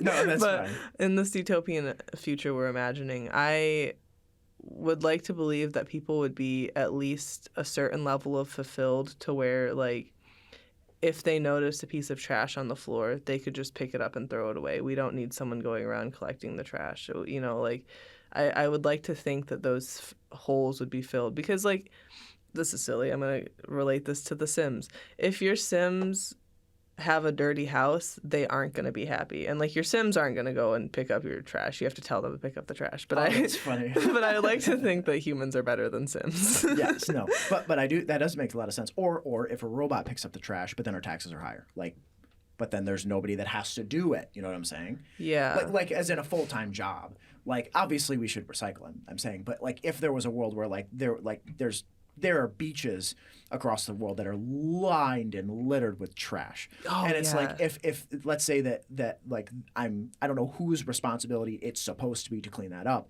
but let's say that our taxes went up across the country in different states to clean that up, and we just had a bunch of robots clean it up or something like that. That's something I think would be good. Like I would pay money, I would raise my taxes if it meant that the very bottom lower, like most frustrating jobs that people have to do that God forbid they have and they aren't paid enough to do. If my taxes went up to get rid of those jobs, I would do it. If it wasn't exorbitant taxes, I would do it because I would rather we have a society where people are able to all network, connect with each other, do what they love, learn a skill, exercise that skill to solve other people's problems, and the very, very medial small stuff has been solved. Like, that's what I want. I don't know about you or any of our viewers here, but personally, if I didn't have, like, this, I have to work all the time to survive and, like, I don't have extra time, and I also had the means to, like, go to a landfill and, like, once a week just sort things out for a couple hours, I personally would do that if that was for the betterment of society. Like if we needed that moment where we come together and we try to fix this thing and then we go back to our lives. Like I personally, I would do that. I would be completely okay with that. And I think that we might find in this utopian future that we're imagining, I would like to believe that a lot more people would do that too. Yeah, and there are ways that incentives could be integrated to do that. We have printed more money than God has ever seen. So I'm not implying we print more money and give it to people to go do that stuff. But like I see things like that could be healthier in order to improve things, if that makes sense. Because for me, or let's say some 19-year-old kid who's out of college or who dropped out of college or something like that. Oh, that was you. Yeah, that was me. So, but let's say like a really edgy. Oh, that is also you. Dang it. But I'm an edgy dropout, yeah. But let's say some other person or something like that that's like 47 is like really upset in a really like miserable marriage or something. They don't want to go clean up trash on the street. They should not have to be forced to do it. I don't think they should be forced. But let's say that we set up a society where they're not a miserable 40-year-old. Bingo. Or at least minimize the chances as much as possible that that's going to happen, because we can't guarantee. People have free will; they can ruin their own lives. But the reasons could be because that person went to school for something that they now don't want to do, so they're stuck in a job and in a career path that they hate, that they're very good at, and now they're miserable, and they get paid great money to do something they hate. Like that's a great way to totally ruin someone's life at 40, because now they're screwed, because you can't start over at 40 nearly as easily at 23. Yeah. Right? So then that's a whole other argument. I'll have some other time either with you or somebody else, but I have my thoughts on the current higher education system and how bad it is. I think it's terrible. We can do it if you want to talk about it for a second, because I have really strong takes on it. Do you want to do it? Do we want to derail this even further? I think so at this point, because it's just gotten so good. Yeah, I personally, I love being educated. Like, I love going to school and learning and, like, you know, sitting in on, our favorite professors, you know, Oh, yes. you know who they are. I know who they are. Yeah, exactly. like I could sit and listen to them all day, every day. If I could sit in a sociology class once a day for the rest of my life, I'm golden. They're so good. I enjoy it a lot too. Yeah, Sociology. and especially with like Socratic circles and like the different ways that They're so fun. oh my gosh, They're it's- so fun. and like oh, it's so frustrating that it costs so much money and like tests are a mess. And like I remember in high school, I took a psychology class. And my friend took the same psychology class. I passed that class with a C plus, and my friend had literally 100% because she did all the extra credit, she did all the homework exactly how the teacher wanted to, and literally the next semester I was like, oh, you know, like this reminds me of Maslow's hierarchy of needs, and she's like, what? And I'm like, oh, that's got to be not fun. Oh, that hurts. yeah, and it just that was the moment where I was like, the grades mean nothing, but they dictate so much. Everything. They Yeah. dictate everything. Because Yeah. no one cares. For everyone in high school, no one cares what you got in trig. No one cares about that exam you got a D plus on. No one. Except colleges, which Yes. is the tragic part. Yes, colleges may for like one exam or something like that. But I would say, here is my steaming hot take on college. I think that society is at its absolute critical mass with college. I think it's not going to last much longer. And I think the reason is because I certainly hope it doesn't. For the betterment of everything, if there was one thing I could fix today, it would be college. And here's why, right? So there are very specific career paths that I think that people should go to college for. I do not want my brain surgeon or my dentist or orthodontist to go to a community college. And I mean that in the most loving way. I would like somebody that is in that situation to have done like many, many, many years of studying, like anatomy, and have gone to, what is it called? Residency.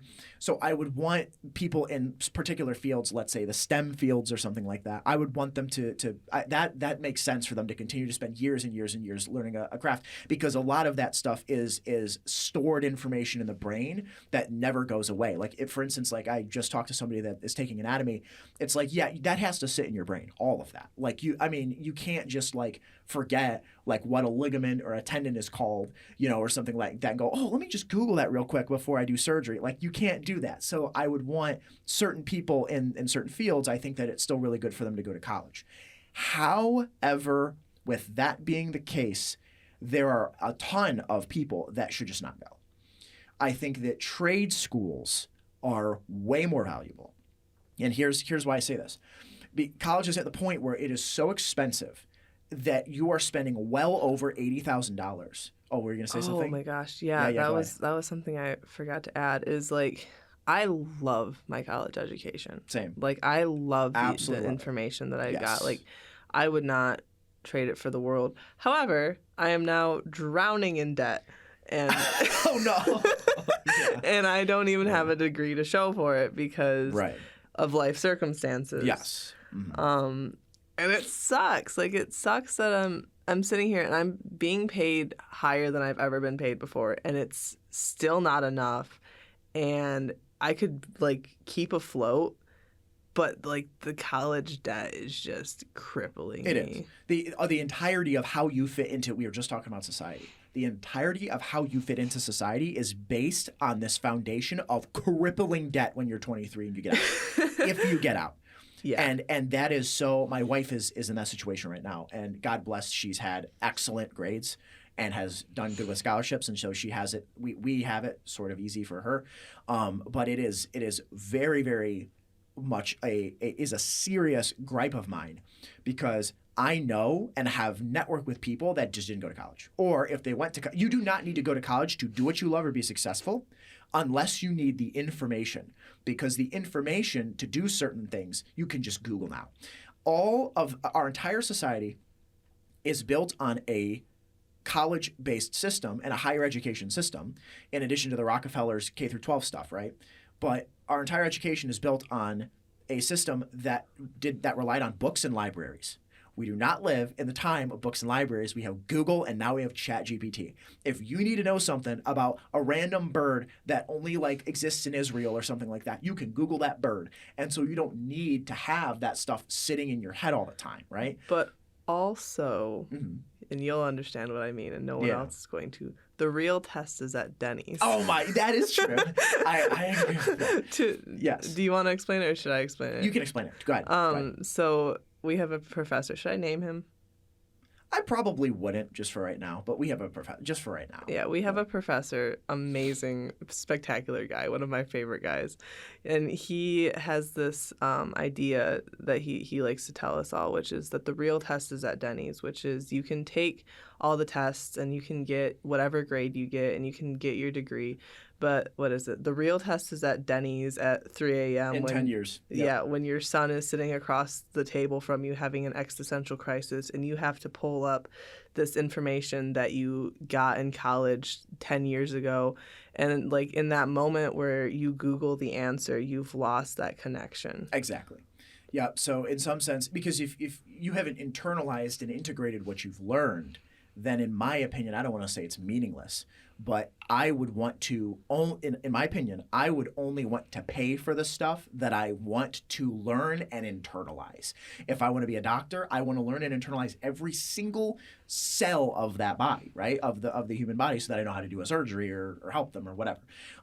But for someone in a creative field, for someone that wants to go into business, for somebody that wants to, I would say pretty much any creative person, I would, specifically business as well, because I would not pay thousands of dollars, like tens of thousands to do that. Not anymore, not with the nature of the information we have today.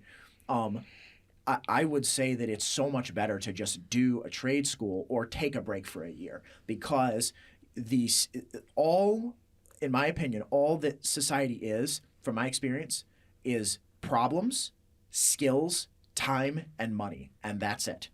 If you have, this is the current way the society works, and this is the part that I think is good, that I like, is that society is built up with problems. We spend our time to solve these problems using our skills, and then we get paid to do this. Well, the thing is, these skills are what we spend our time learning at college, but the problem is there's so much junk that's loaded in there, in addition that we don't remember, in addition to it being so exorbitantly expensive. And the testing process is absolutely crippling. Yes, because standardized testing is not I personally do not think that that's the way to do it. I was very much a fan of open-ended questions. Yeah. Because that's how I think, and that's how the world actually works. But having an ABCD question, that's not how the world works. The tragic thing, being a substitute teacher, I have noticed how much these kids aren't learning, they're memorizing. I agree. And yep. There was an assignment, which it was supposed to be a fun assignment. It was a Mad Lib, which if you don't know what a Mad Lib is, it's like you put in a bunch of words and then it makes a silly story. Yeah. And I was trying to explain that to these kids, and I'm writing on the board, I'm like, this is what an adjective is. And instead of writing an adjective, they wrote down the definition of an adjective. And I was like, no, don't do that. And then I was like, here are some examples. No. How old were these kids? 7th grade? High school. Yeah. No. And I was like, okay, new idea. Here's examples of adjectives. And they were like, okay. And they wrote down the examples of adjectives and they kept reusing them. And I'm like, no, this is a fun assignment. This isn't you're not actually being graded on this. And they're like, oh, I'm not being graded, that I don't even care. I'm like, no, because it's fun. You're supposed to learn. You're having fun. You're gaining skills. At least give it a try. And today they had an assignment where they had to write a memory from 6th or 7th grade. And they were like, I don't have memories from 6th or 7th grade. And they're 8th graders. Oh, my goodness. And I spent a solid 10 minutes. I'm like, holidays. They're like, my holidays were sucky. And I was like, okay, school dances. I didn't go to school dances. Sports. I don't do sports. Friends. I don't have friends. And I'm like, what do you do? And they're like, school. I do homework. And I sit on TikTok and I play video games. And that's fine. But we are seriously not helping these kids. Yeah, no, we're harming them. We are really hurting them. And then when they integrate into the real world, And or like just because you and I know that high school and middle school and elementary school is very social, it's very unusual social circumstance. Like the Yeah. world isn't actually like that, where you're around the same 200 people or 50 people all the time and you like grow up with them. That's not how it normally is. It's very much different. There's a lot more nuance. You meet new people every day. And so people that are very different than you and some people that are very similar to you. And so we are doing a serious disservice to kids that are in these environments to not make learning fun, because learning, it's not so much that it even has to be fun, but it's like you should be able to find things you enjoy at like 13 years old and then just go do them. When you do them, you get better at them. So you're learning. And then the learning is fun because you feel yourself getting better at something and enjoying the process. And then after like 2, 3, 4 years of doing it, you're so good at it that you can get paid really good to do it, which supports the behavior of doing it. Do you want to be a video editor, professional video editor? Start doing it at 14. Do it right now. Do it right now, because you will be paid exorbitant money to edit with DaVinci Resolve or Premiere Pro or something like that. And we have screwed kids at this point, because we're basically telling them, instead of any of that, we're saying, okay, so like, what is the formula for Pythagorean theorem? Like, that's fine, and I think that's important, but they're not going to use it. So their learning is memorization until they forget, because they have to put more stuff in. And I think that learning is when you do something that you really enjoy, and then you feel yourself be about 80% like good enough, like you do a good enough job, but then you're able to look back and improve, because you know that the improvement is going to pay itself forward. Like, these things are just things that are so not remotely taught or impressed upon on any high school kids or college kids. And this is why I'm so fired up about it, because I look at the youth that are, let's say, just right behind me in age, and I feel so terrible for them, almost like Catcher in the Rye. Like, I just want to take these kids that are like anywhere from 13 to 24 and just like stop them from running off that cliff. You know, because I feel like society is the one that aimed them right at the cliff. If you know what happens in Catcher in the Rye, right? No. So in Catcher in the Rye, the entire philosophy, it's about a kid that's in 7th grade or something. I think he's like a middle schooler or something, and he sees very young kids that are like, let's say 4, 5, 6-year-olds and stuff, and he sees these kids trying to integrate into society, and he sees these kids being afraid of losing their innocence, in addition to some other things, and he describes his role in life as being a guy that's like in a rye field, like in a wheat field, and it's like these kids are basically running around playing in the rye field, and one day there's actually like a cliff, and these kids are running towards this cliff and they don't even know it, and the main character Holden feels like his job in society is to catch these kids and keep them from running off the cliff. So he's the catcher in the rye.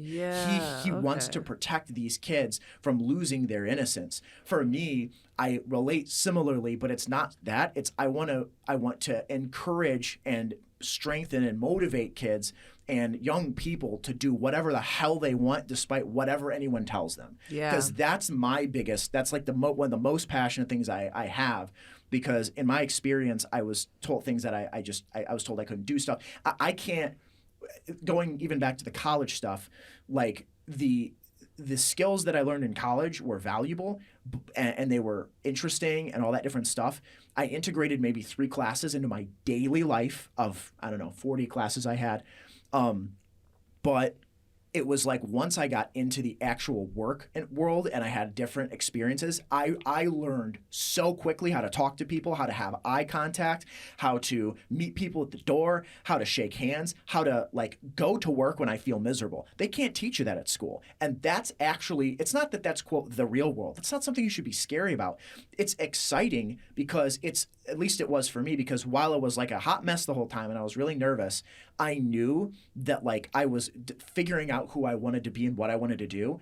And I felt like I was the only thing I really got out of my college experience was me just being insecure and me not being able to try stuff. When you're 13, 15, 17, 19 years old, just try everything. I swear to you, when you're sitting in your parents' house and you're like playing video games, you're playing Fortnite and stuff, and you're like, I don't know what I want to do with my life. No, listen, literally try stuff. Because if you don't do it, when you hit 26 or 24 or around my age or something, where you have something that pays the bills, that takes time, that burns your time up, it's so hard to sit there after work and like only have 4 hours until you go to sleep and learn a skill, you have so much time on your hands. It's something that you don't even notice. But I'm telling you, if you enjoy something, whether that's creating content, whether that's the art or drawing, don't worry about the money. Don't worry about any of that stuff. Do what you love, because I promise you that if you get really good at it, people will not only recognize those skills,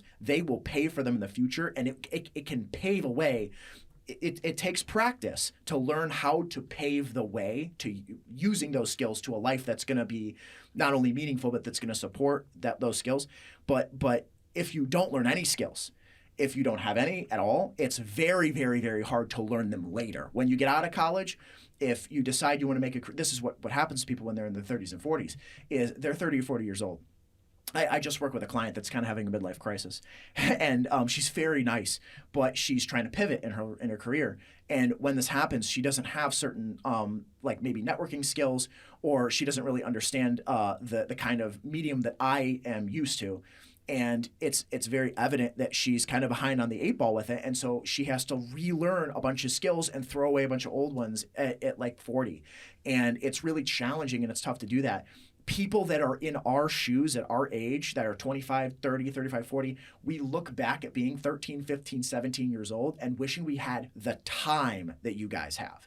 Not necessarily the life experience, but the time, because we know going back what we would do. We would spend that time doing what we love, because we just couldn't wait to be adults, because we wanted to drink and we wanted to go party and sleep around and have fun. But it's like, you can do all that stuff too, but you should also consider that like life is so valuable and precious and time is so short. It's so important to enjoy it. And like it's you're going to have such incredible memories from your childhood if you learn stuff that I'm really passionate about this stuff, I know, but if you take the time to learn stuff when you're in your youth and stuff like that, before when you go to I can tell you this, and then I'll wrap my point up. I went to college, I basically learned nothing. I already knew everything going in. All I got was equipment. I got how to use certain camera equipment, how to use certain, how to do some basic like software stuff. I knew everything going in. I learned essentially nothing in my field. I already knew more going into my field. The only thing I did get out of it was hardware. So I could put some new hardware on my resume. I've used Blackmagic cameras, for instance. But other than that, like how to make a good shot, how to tell a meaningful story, I practiced doing those things in college, and it was very hard to do that in high school because I couldn't go out and practice those things. But besides that, I feel like I would rather have. I spent a lot of time in high school doing what I loved, and I don't regret that. And I feel like in the future, colleges are going to. I want colleges to just crumble. You want to. Would it be fair to say you want a reformation of entirely the institution? Higher education. I think the idea of higher education for the purposes of I feel like if you go to high school, I feel like higher education, if it was just gen eds and that was it, cool. Like literally, like I don't know, like let's say in order to get into a trade school, you had to have like a gen ed or something like that, and you would go to university for a year and you'd only learn basic math, science, social studies, something like that, and then that's it. And then as soon as you want to learn your actual trade, you go to a trade school. If this was the way that things worked, I think things would be much better, because you need to both have the critical thinking skills, but you also need to learn a skill that's very niche in one trade so that you're very good at it. And then you can sell that skill to people, and you can do it your whole life and enjoy it.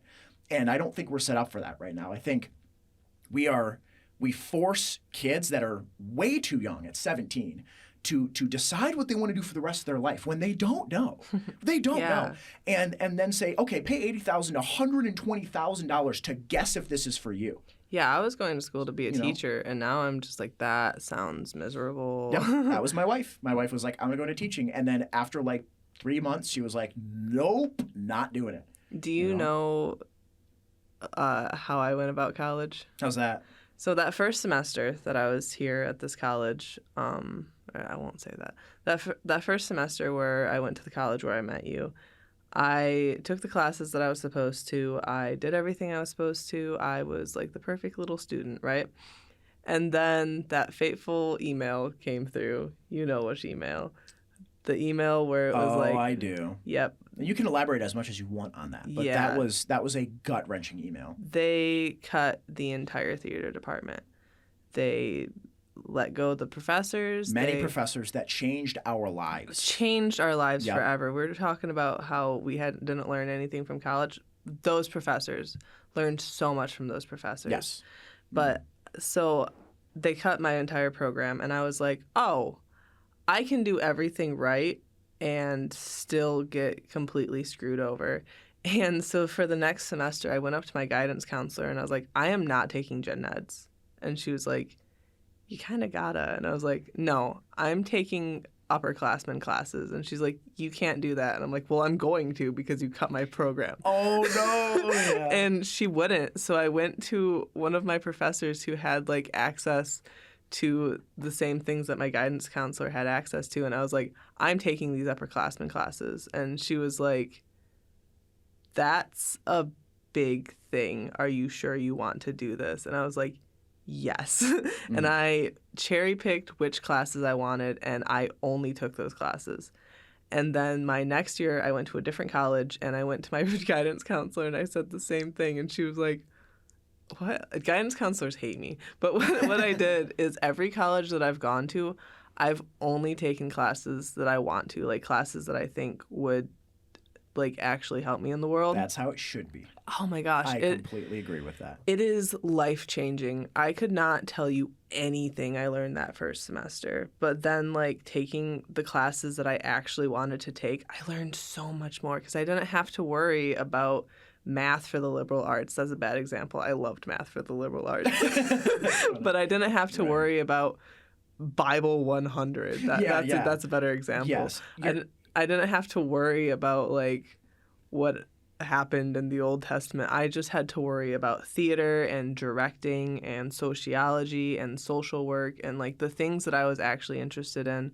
And taking that route, I took like my guidance counselors hated me because I was like, I'm going to take education classes, I'm going to take social work classes, I'm going to take theater classes. And they're like, just pick a program. And I'm like, no, I'm taking all of these classes. And I did, and I was like, okay, so social work, not for me. Education, not for me. Sociology, maybe for me, but there's not really a job. Theater, specifically more acting and film, that's the route I want to take. And, like, being able to completely, like, screw it over.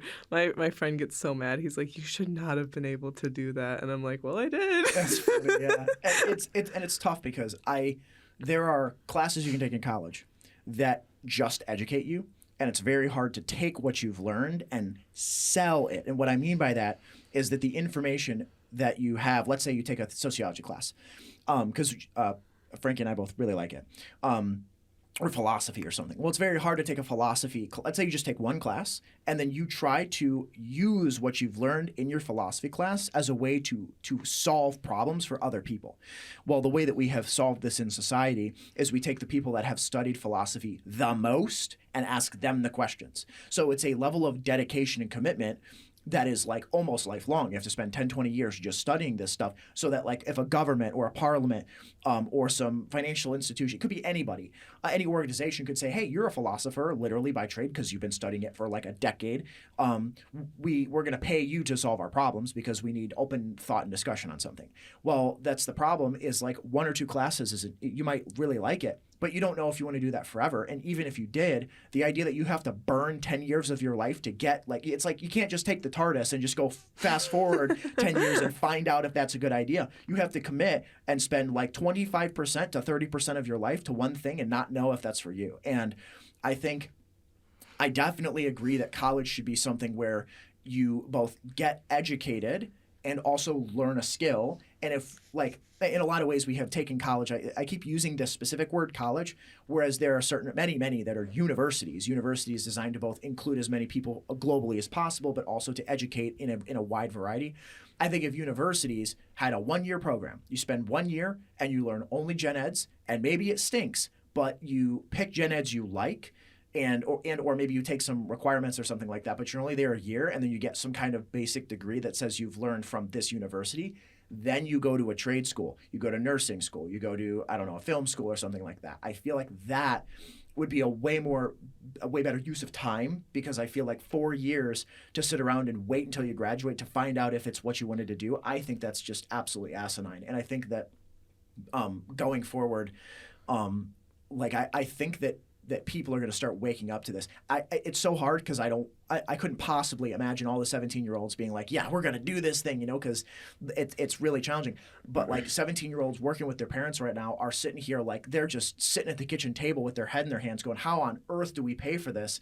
And the kid's like, I don't even know if I want to do this. And that's not their fault at all. We are at critical mass with it. And we are not at the point where we can we just can't keep doing this anymore. I think that we need to, we really have to start solving this problem.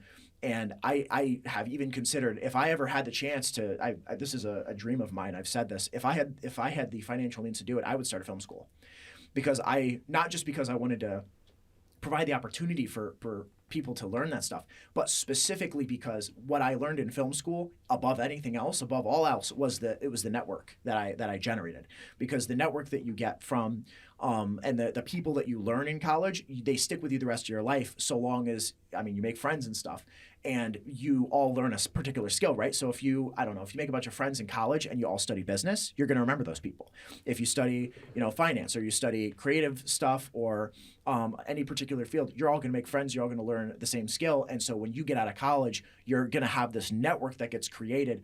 I feel like that's what you should really be paying for when you go to college, your network and your skills. And you don't need to waste like 6 figures on that. It's such a waste, not because the value isn't there, but because of there's tons of reasons why it's that expensive. That's a whole different discussion. The government incentives and all the different reasons why it's expensive.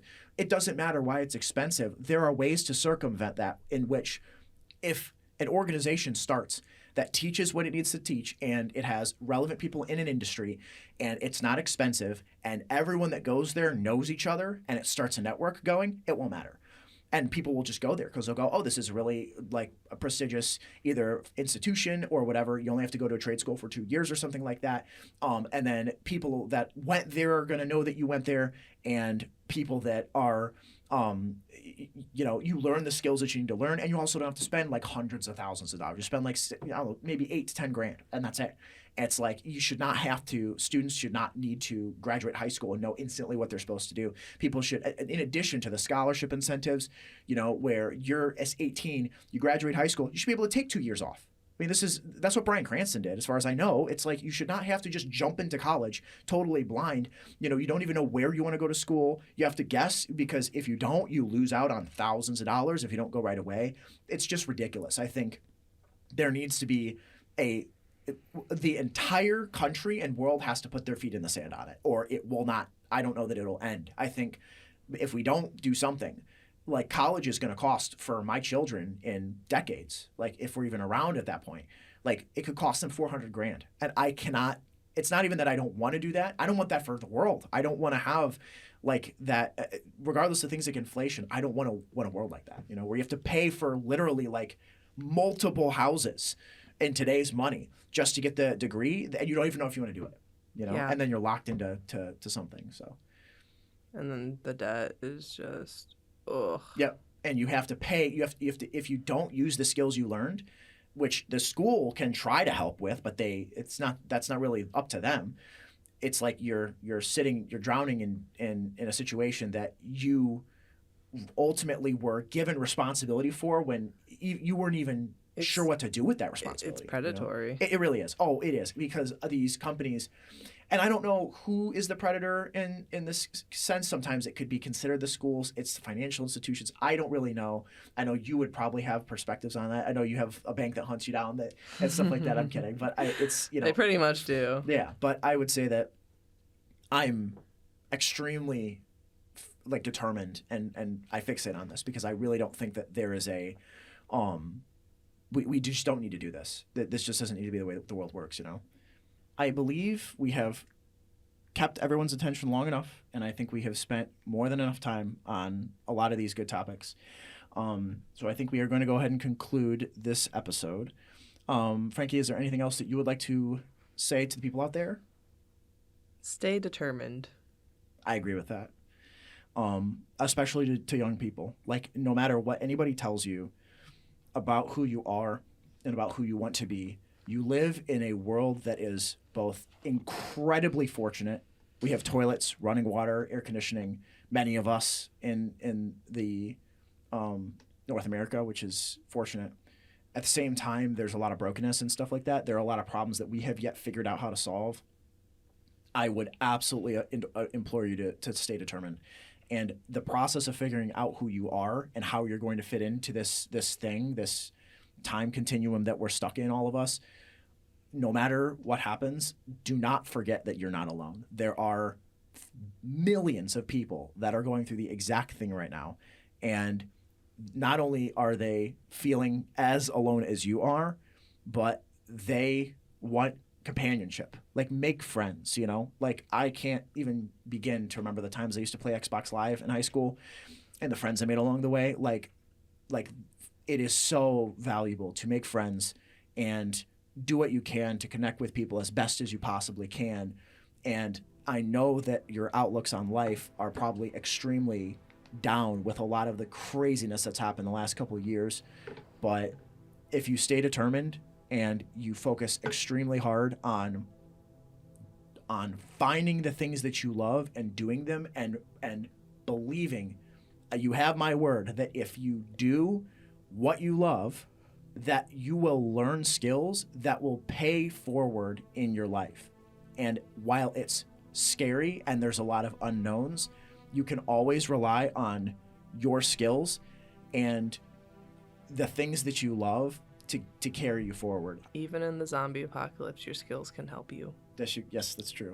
And the skill of writing in the zombie apocalypse, what does it do? It keeps you alive. It keeps your mental health up. So true. So it sounds silly. It does. To be like, I want to write, but it doesn't mean anything. And no one's going to read it. And everybody's going to hate me. I felt the exact same way. I feel the same way right now. And I promise you, it is so worth doing regardless, because it's what makes you you. What you do and what you create, it's like that's who you are, and that's what you are, and that's like what makes you you as a person. And so it's so much better to just go do those things than to sit around miserable and just hoping, you know, the version of you that everybody else says that you're supposed to be manifests. Like, that whole equation is just miserable. So just stay encouraged. You are so much more valuable and more gifted and talented than you think you are. My uncle, when he was giving me advice during my crisis of not knowing what I wanted to do with my life, he had told me that he did everything he was supposed to. He took all of the classes people told him to. He did all of what he was told to do, and he's still in poverty. And his encouragement for me was that it's much better to shoot for the stars and end up in poverty than to do something you hate for the rest of your life and still be in poverty. I totally agree. Well, everybody, that concludes this episode of Leviathan's Deep. Thank you all for listening in, and I will see you all very soon.